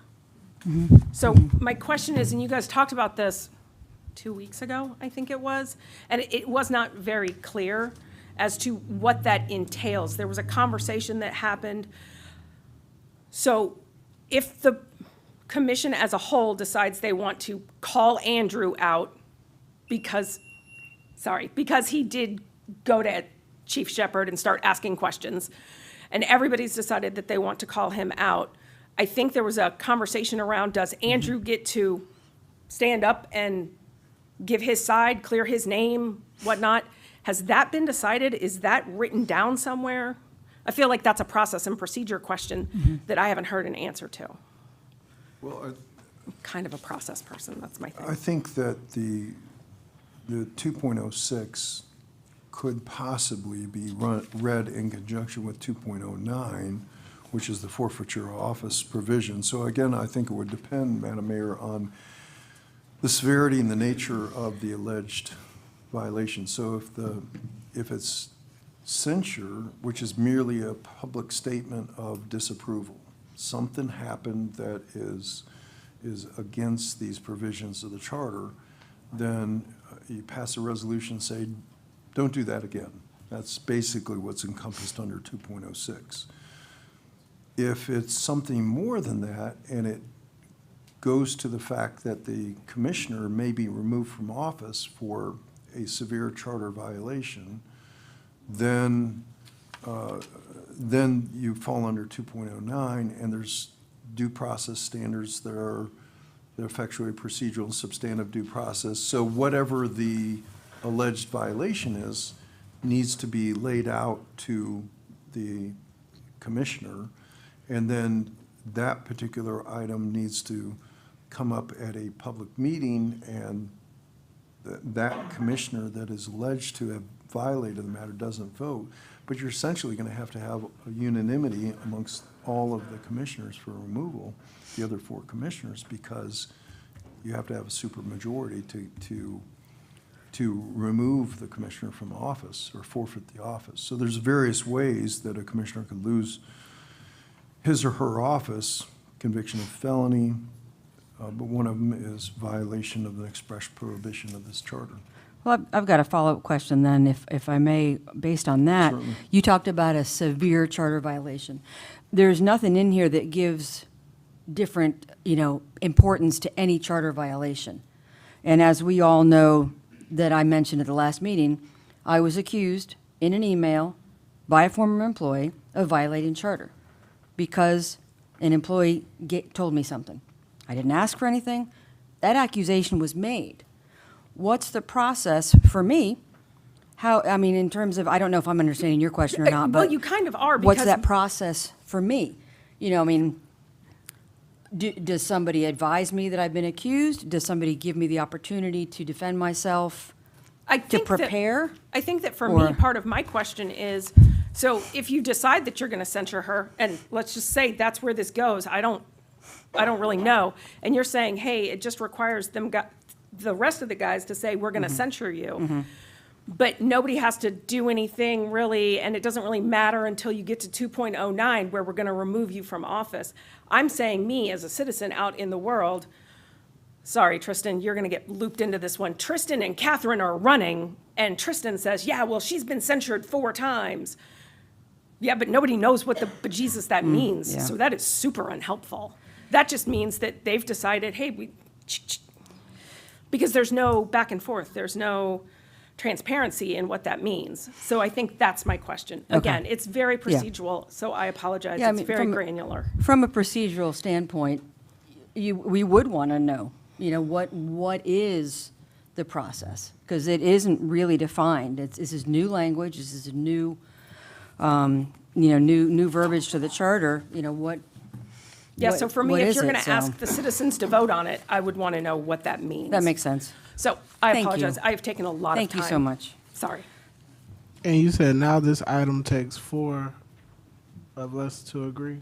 Because that's what you just said. Or is it 3? Madam Mayor, I didn't catch it. I'm Does sorry. it take a supermajority to censure and a supermajority to remove somebody from So, office? A majority of the commission, less the member in, I'm reading under the censure Mm-hmm. portion of it first. So three commissioners can vote to Censure. censure, but Correct. you would have to have 4 commissioners to remove somebody Remove. from office. That's right. That's correct.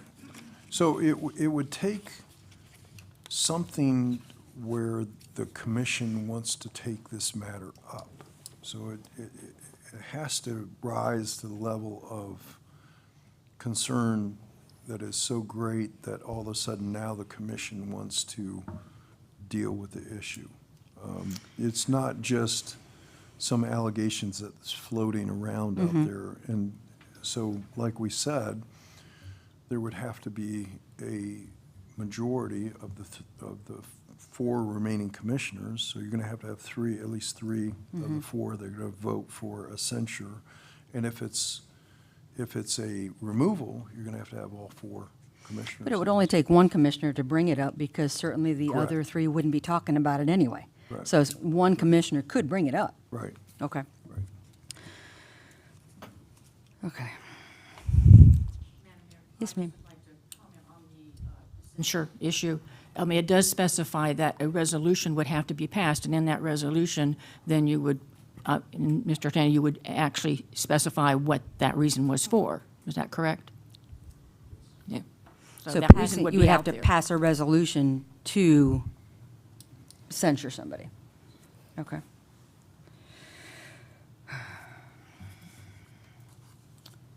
All right. And that's found in the last sentence. Censure is a statement of disapproval in the form of a resolution that is adopted.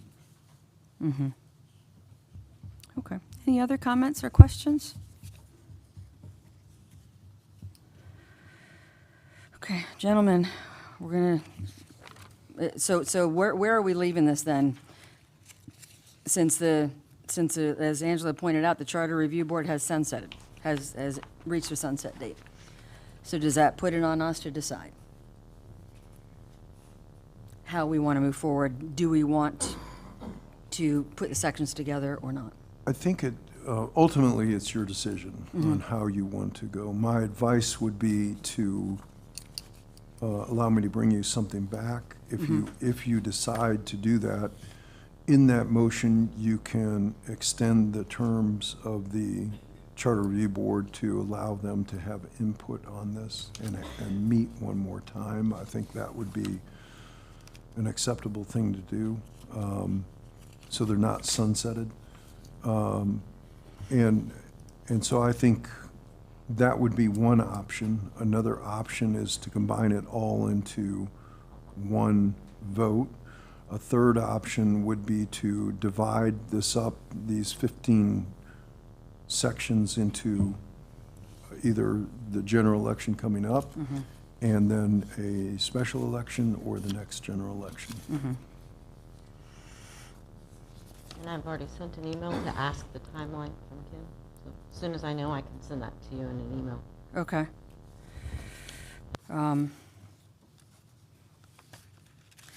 Gentlemen, what's your pleasure? How do you want to proceed? I make a motion that we extend the Charter Review Committee and that we allow the attorney to bring us back some language and them to meet again and decide if they like that language and if they're good with it. And if that's how they want it done, then to bring it to us. And just to clarify, will we be pushing that date if we do that? Push it. I just, I can't answer the question until Kim answers me. I don't know what her cutoff date is going to be. So as soon as I get that from her, I'll reach back out to the Charter Review Board, and hopefully I can get them all to meet together. And then if we miss that date, it will have to go to the next election, right? Okay. Second. Any other comments? All right, so it's been properly moved and seconded that we reconvene the Charter Review Board to recommend their approach and that they're going to work with the attorney on how to do that. Do I understand your motion? Yes, ma'am. Okay. All those in favor, say aye. Aye. Those opposed? All right. Next item on the agenda. Discuss, consider, and act on ordinance 2024-05, an ordinance amending the adopted fiscal year 2024 budget of the City of High Springs. Mr. Walker, do you need to read more than that? And providing an effective date, providing for any conflicts. The appropriate motion is to pass ordinance 2024-05 upon its reading by title only.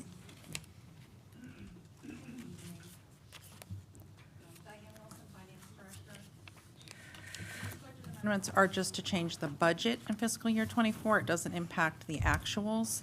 So it's just to, in a couple cases, we just need to help different areas move the budget around a little bit and recognize grant revenue coming in. So I'll be very brief. I have the numbers in case you want to review them. There's the packet in your backup, but I just want to make sure that people have an opportunity to see. So again, high level, these are the activities, and I'll run through the numbers real quick. So currently, the farmer's market is within the CRA budget, and as we found that's not appropriate, that started last year, we need to pull that back to general fund. We don't need to increase the budget in the general fund to do that. We just need to take away the farmer's market. And that one really isn't so much a budget adjustment. It's more that we're changing the structure a little bit, so I wanted to include it with this. It doesn't really affect anybody's budgets. We have a little bit excess in the general fund that can absorb it in other line items, but we will be pulling that back because we should not be using the CRA money to pay for the farmer's market.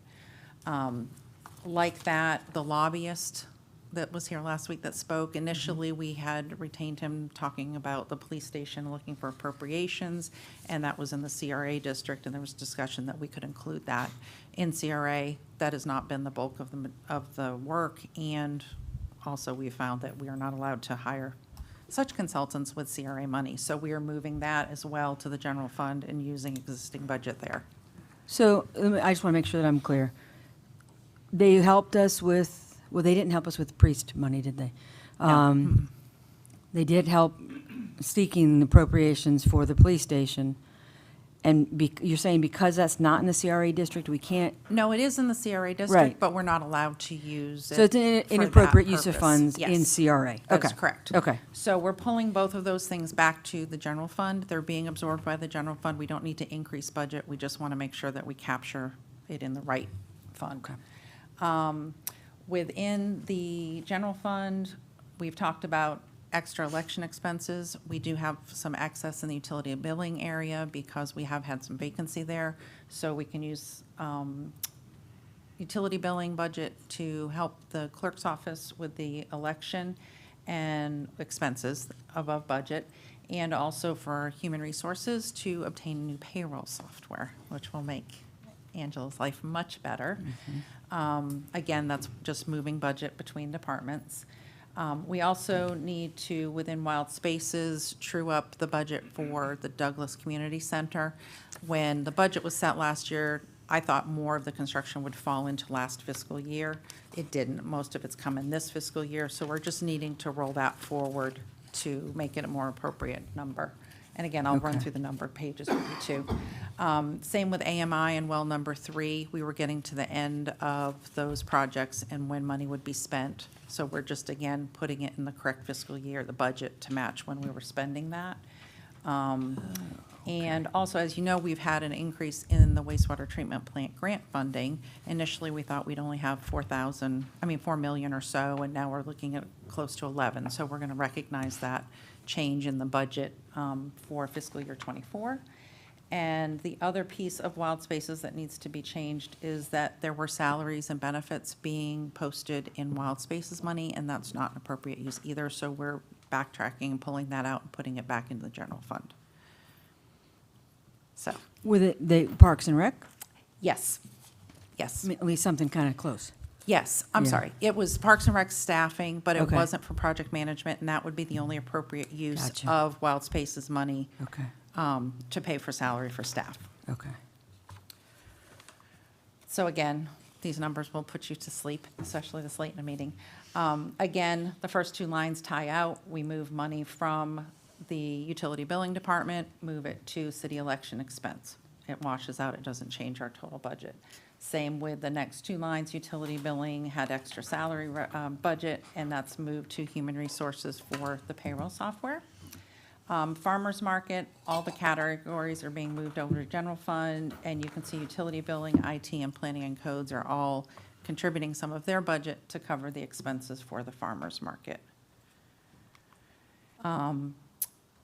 Planning and codes is also providing some support to move the lobbyist over to the city manager's budget. So the movements from planning and codes and the city attorney's budgets give us the $33,600 for the contract for the lobbyist. And in water and sewer, these are both capital project changes. So we are, excuse me, amending the budget for the projects and where they fall this year. So because they roll over 2 years, when we're doing the budget, we don't really know how much is going to fall in each fiscal year. So this is just doing a true up for those. And well, number 3, we didn't expect to have any expenses in fiscal year '24. We had a couple invoices that came in very late, like October 2nd or something. So those are falling So can I into this ask fiscal a year. question on that? if I don't- 100%. So that's not additional budgeted, that's not over budget, that's just Correct. when we actually spent the money? That's absolutely right. That's absolutely right, Okay. yes. It falls within the project original budgets. Okay. And in all these cases, they're either grant or borrowing funded, so the cash is just sitting there. It's just a matter of where we're putting it. You're right, thank you. And then again, with the wastewater treatment plant, same thing. We budgeted 4.3 million, and we really have 10.64 million coming in this year. And the way the expenses fall, same thing. We're very close to $1 million of our funding that we're going to use, as we know, from impact fees and infrastructure fees that will be in supplement to the grant funding to get us to the full project cost. And because of that grant funding, we don't need to use ARPA for that project. If we have any overruns for sinkholes, we have enough money in the impact fees beyond what we've already assigned to this project and in the infrastructure funds. So if we do have any overrun there, we can go back to those. And again, we bring you another adjustment. And then again, the Douglas Community Center, the money is there, it's in Wild Spaces, we just need to put it in the right fiscal year. And that will include not only the building itself, but the construction of the parking lot and the fence around the property. And finally, Wild Spaces, as we discussed, we have to zero out the budget in Wild Spaces for the salaries that don't belong there. And that's it. I Any have a questions? question on page Yes. 15 here. IT, we've got professional services, budgeted amount was 168 grand. It shows $2,500 increase parenthetically, so that makes sense. That's a decrease, yes. But it's not a decrease, so the amount is an Oh, increase. That's my bad. Thank you for And the catching same that. with annual software maintenance for IT. That is a decrease, Mm-hmm. and it shows a decrease, but the total budget is still showing an overall increase of $17,000. You're right, thank you for that correction. So that those are both decreases legitimately? Yes, Okay. they are. They're decreasing it to move to other departments that need assistance. Okay, so that 416 is really going to go down to almost 380. And we'll have additional movements coming up when we do the next budget amendment. There's a lot of parts and pieces that will continue to move as we go, that we'll want to move again as we see what the numbers are going to be coming in the next couple months. And we're close to year end. Okay. Thank you for pointing that out. And then on the Douglas Center, the paving of the parking lot and the fence was not part of the original? The original budget that we talked about was just the amount of the contract, and we didn't have, again, when we set the budget last year, we hadn't started construction, so those are different items, but they're to complete that project on site. And we still have that funding available? Yes, absolutely. Okay. There's $100,000 in contractual services that hasn't been touched and isn't assigned to anything, and $179,000 or so that is assigned to improvements other than building, and it hasn't been used. So there's plenty of money there to Can go into they this lineup. furnish and outfit the inside of that building with any of that money? Yes. Like a refrigerator, so that the kitchen is Yes, usable? So that's yes. appropriate use of those Yes, funds? it is. Yep, that's included in that. 'Cause that's we're yeah. going to have to do that so that, the community can use it. Exactly. Okay. Yep.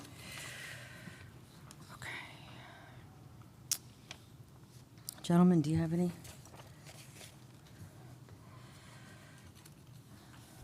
And again, just to make it less stressful, it's just budget, but they're budget numbers. Yeah. They're not spending new dollars, so. Okay. Any questions from the audience?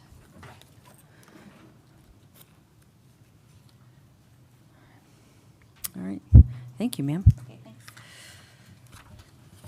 When we made this motion, we don't have to include the changes in page 15, right? No, sir, we just adopt this ordinance. Make a motion, we adopt ordinance 2024-05. Second. All right, no further discussion. Angela, it's you again.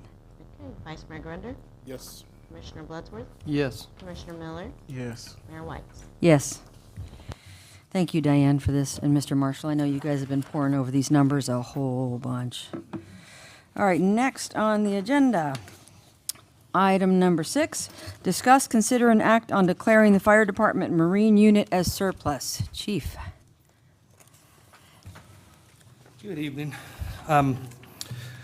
We want to surplus the boat because we've come to a realization that it was probably something that we probably should have never explored to begin with.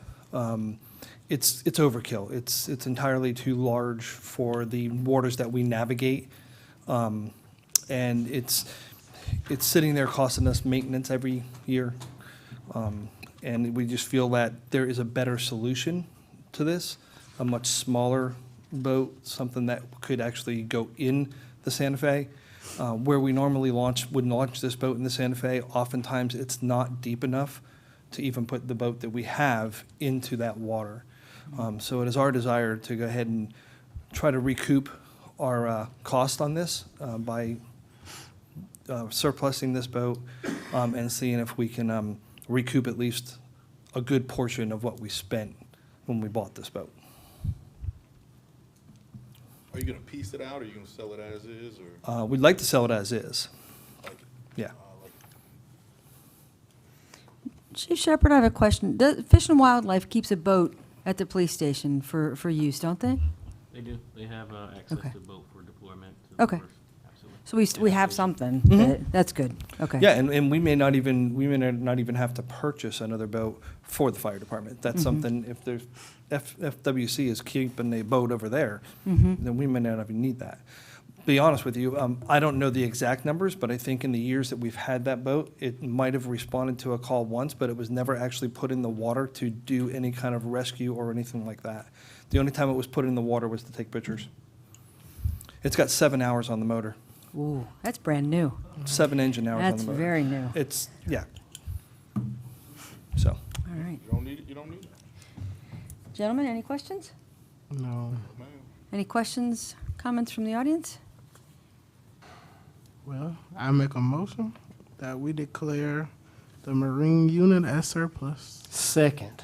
It has been properly moved and seconded that we declare the Marine unit as surplus. Gentlemen, all those in favor, say aye. Aye. Thank Thank you, you. Chief. I appreciate it.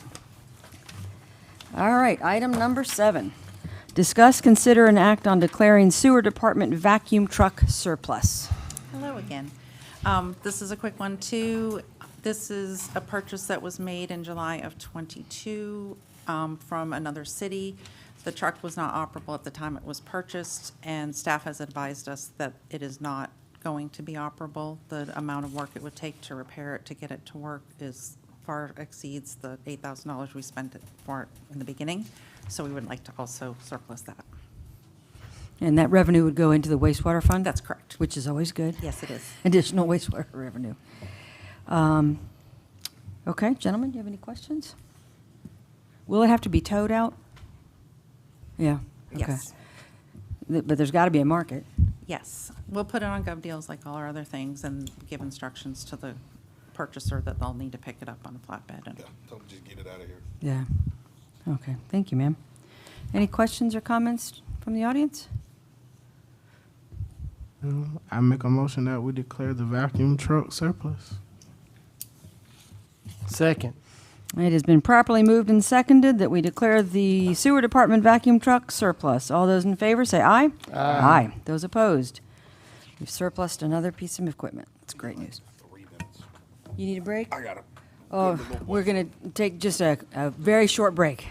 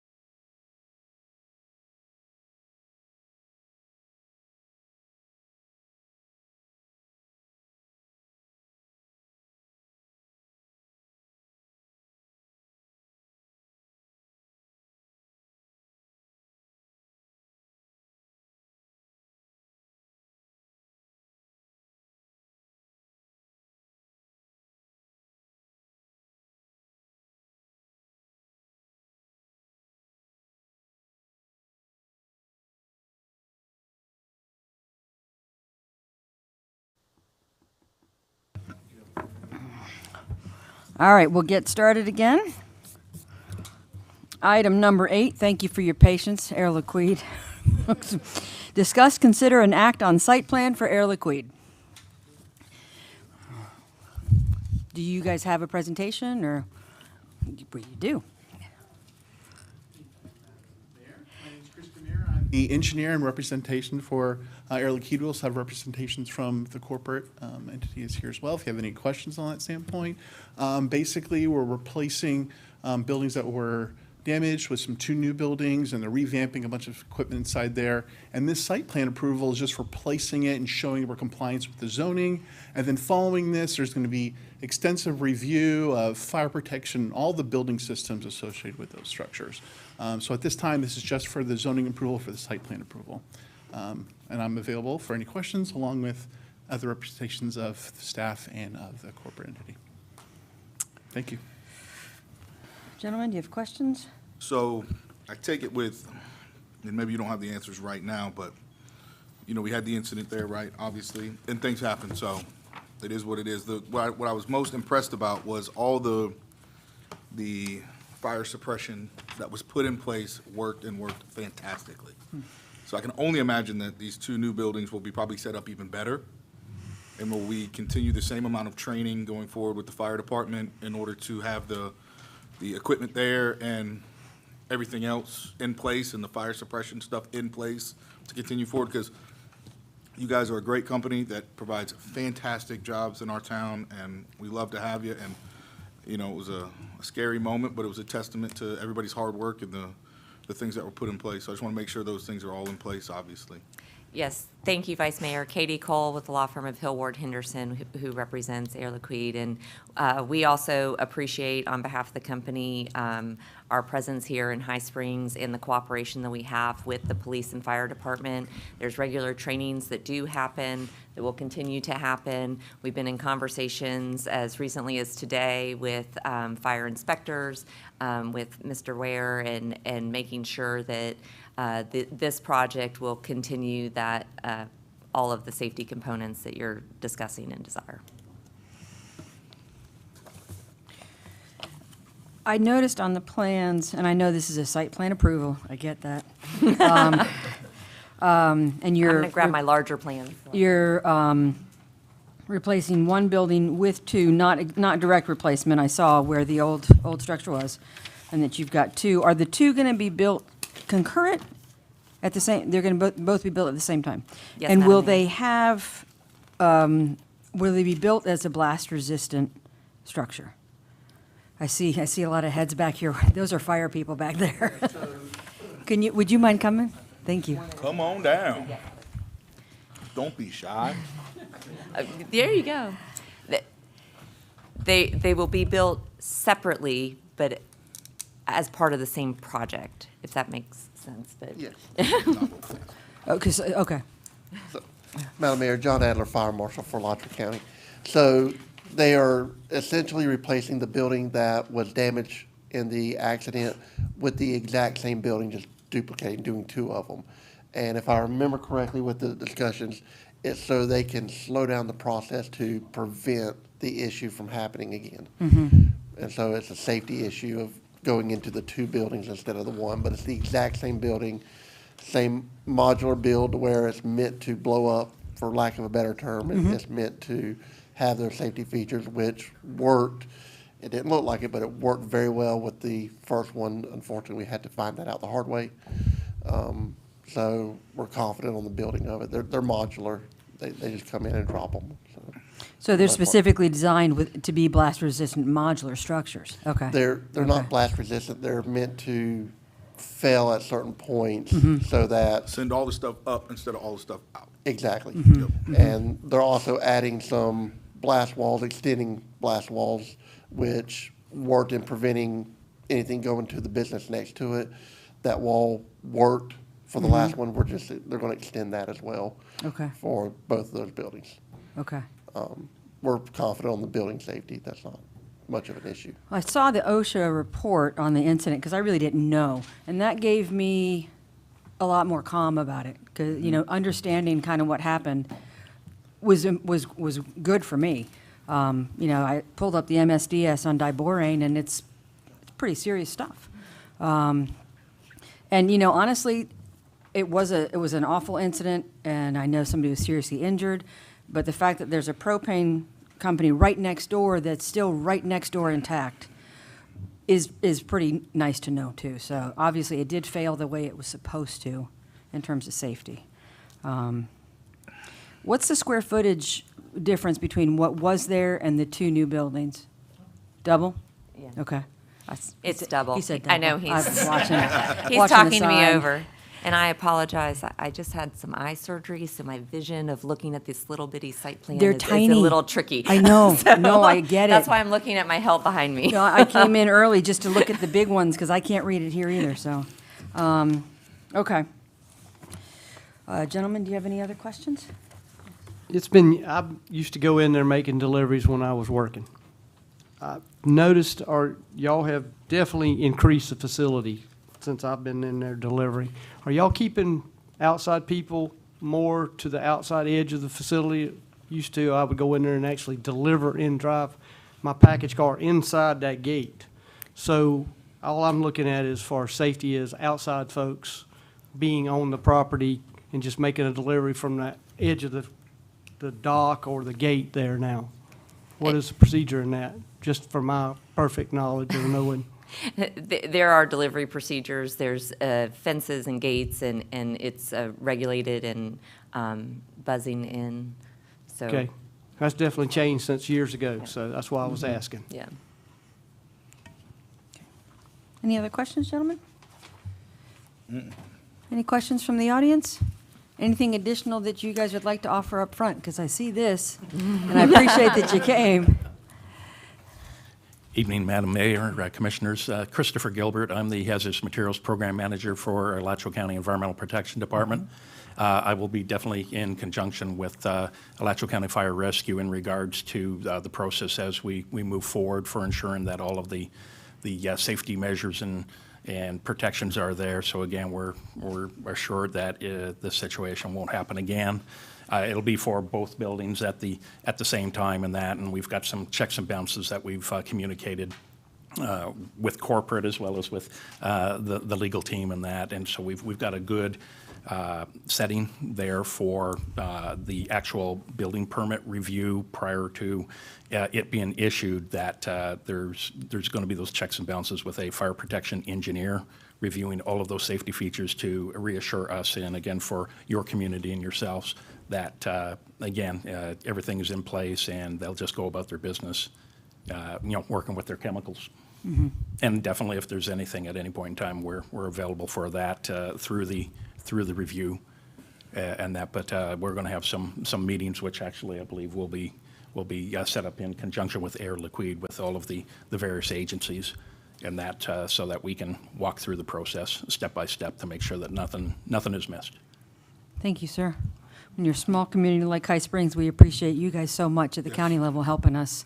It gives us a lot of assurance. Thank you so much. And definitely, I've been in communication with the state as well as the federal agencies, and that from ATF down, and that from, I was out on the street at 2 in the morning on the day of the incident and that, Yep. and again, I've been tracking it ever since, because again, at the end, one of the other things that they'll require is their hazardous materials license, and that, and of course, that's my confirming that everything has been met, and that, and so when my signature's on that, that means that they're cleared to go ahead with their production. So I'm going to make sure that it meets all of those boxes are checked. Thank you, sir. I appreciate it. Thank you. Thank you, Chris. Any other questions, gentlemen? No. Anything from the audience? Are you going to need a ride home? Can you see to No, drive? Okay.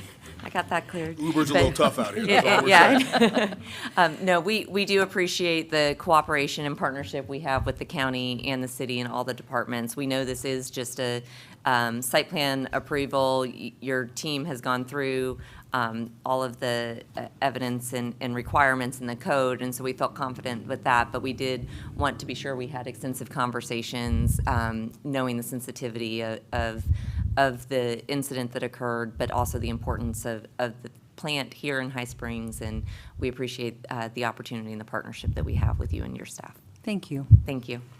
We really appreciate you guys sitting through the whole meeting. Thank you. We know it's fun though. Flying. Good meeting. All right, gentlemen, do we have a motion? I make a motion that we accept the site plan for Air Liquide. Second. All right, it has been properly moved and seconded that we approve the site plan as submitted for Air Liquide. All those in favor, say aye. Aye. Aye. Those opposed? It's passed 4-0. Thank you. Last item on the agenda. You guys sure you don't want to stay for number 9? It's been exhilarating, but Discuss, consider, and act on establishing alternate dates for September, November, and December city commission meetings. We do this every year to make sure we're not messing up Thanksgiving and Christmas. Angela, do you need to say anything about this?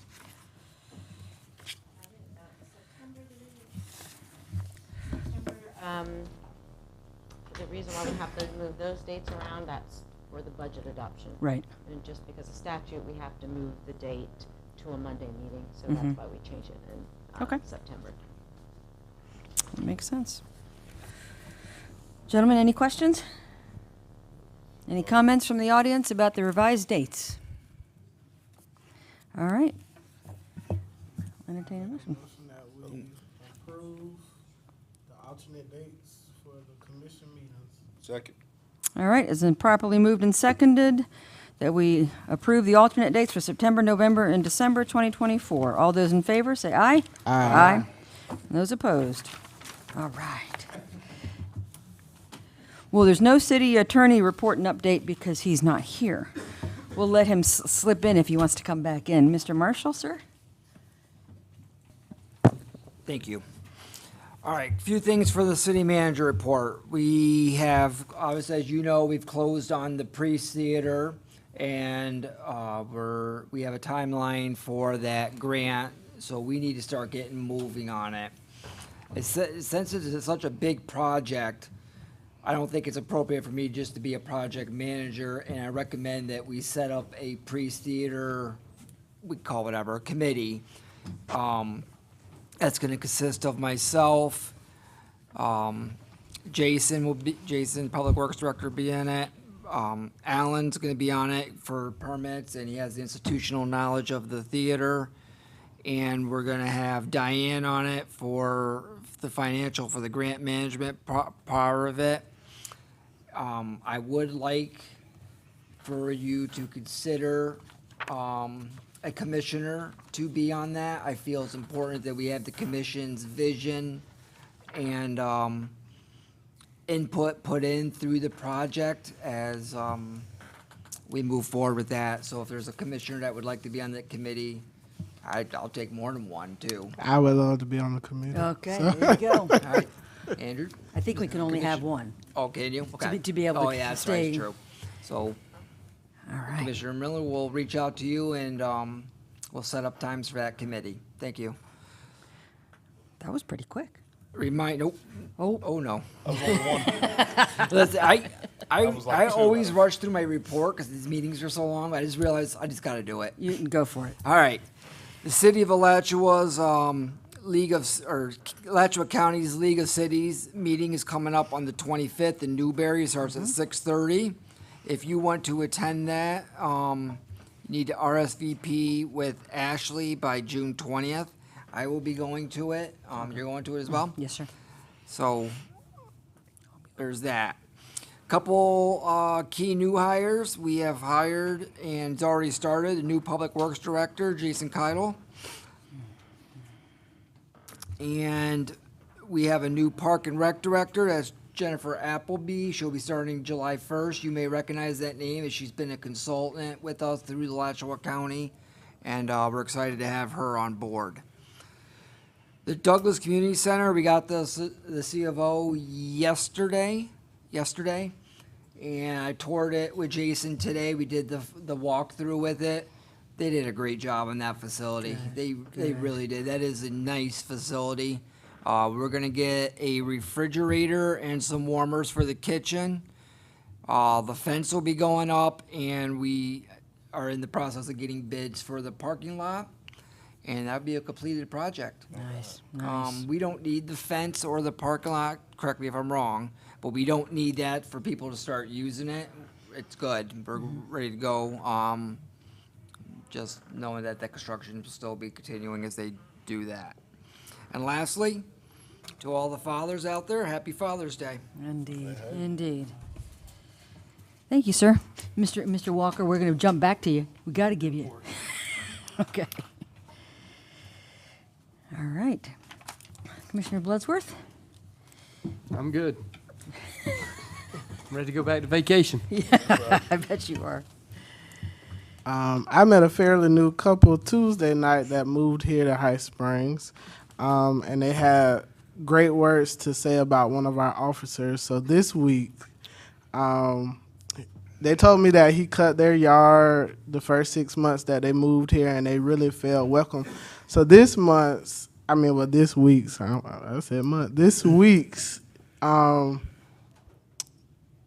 what is it? Employee of the Week.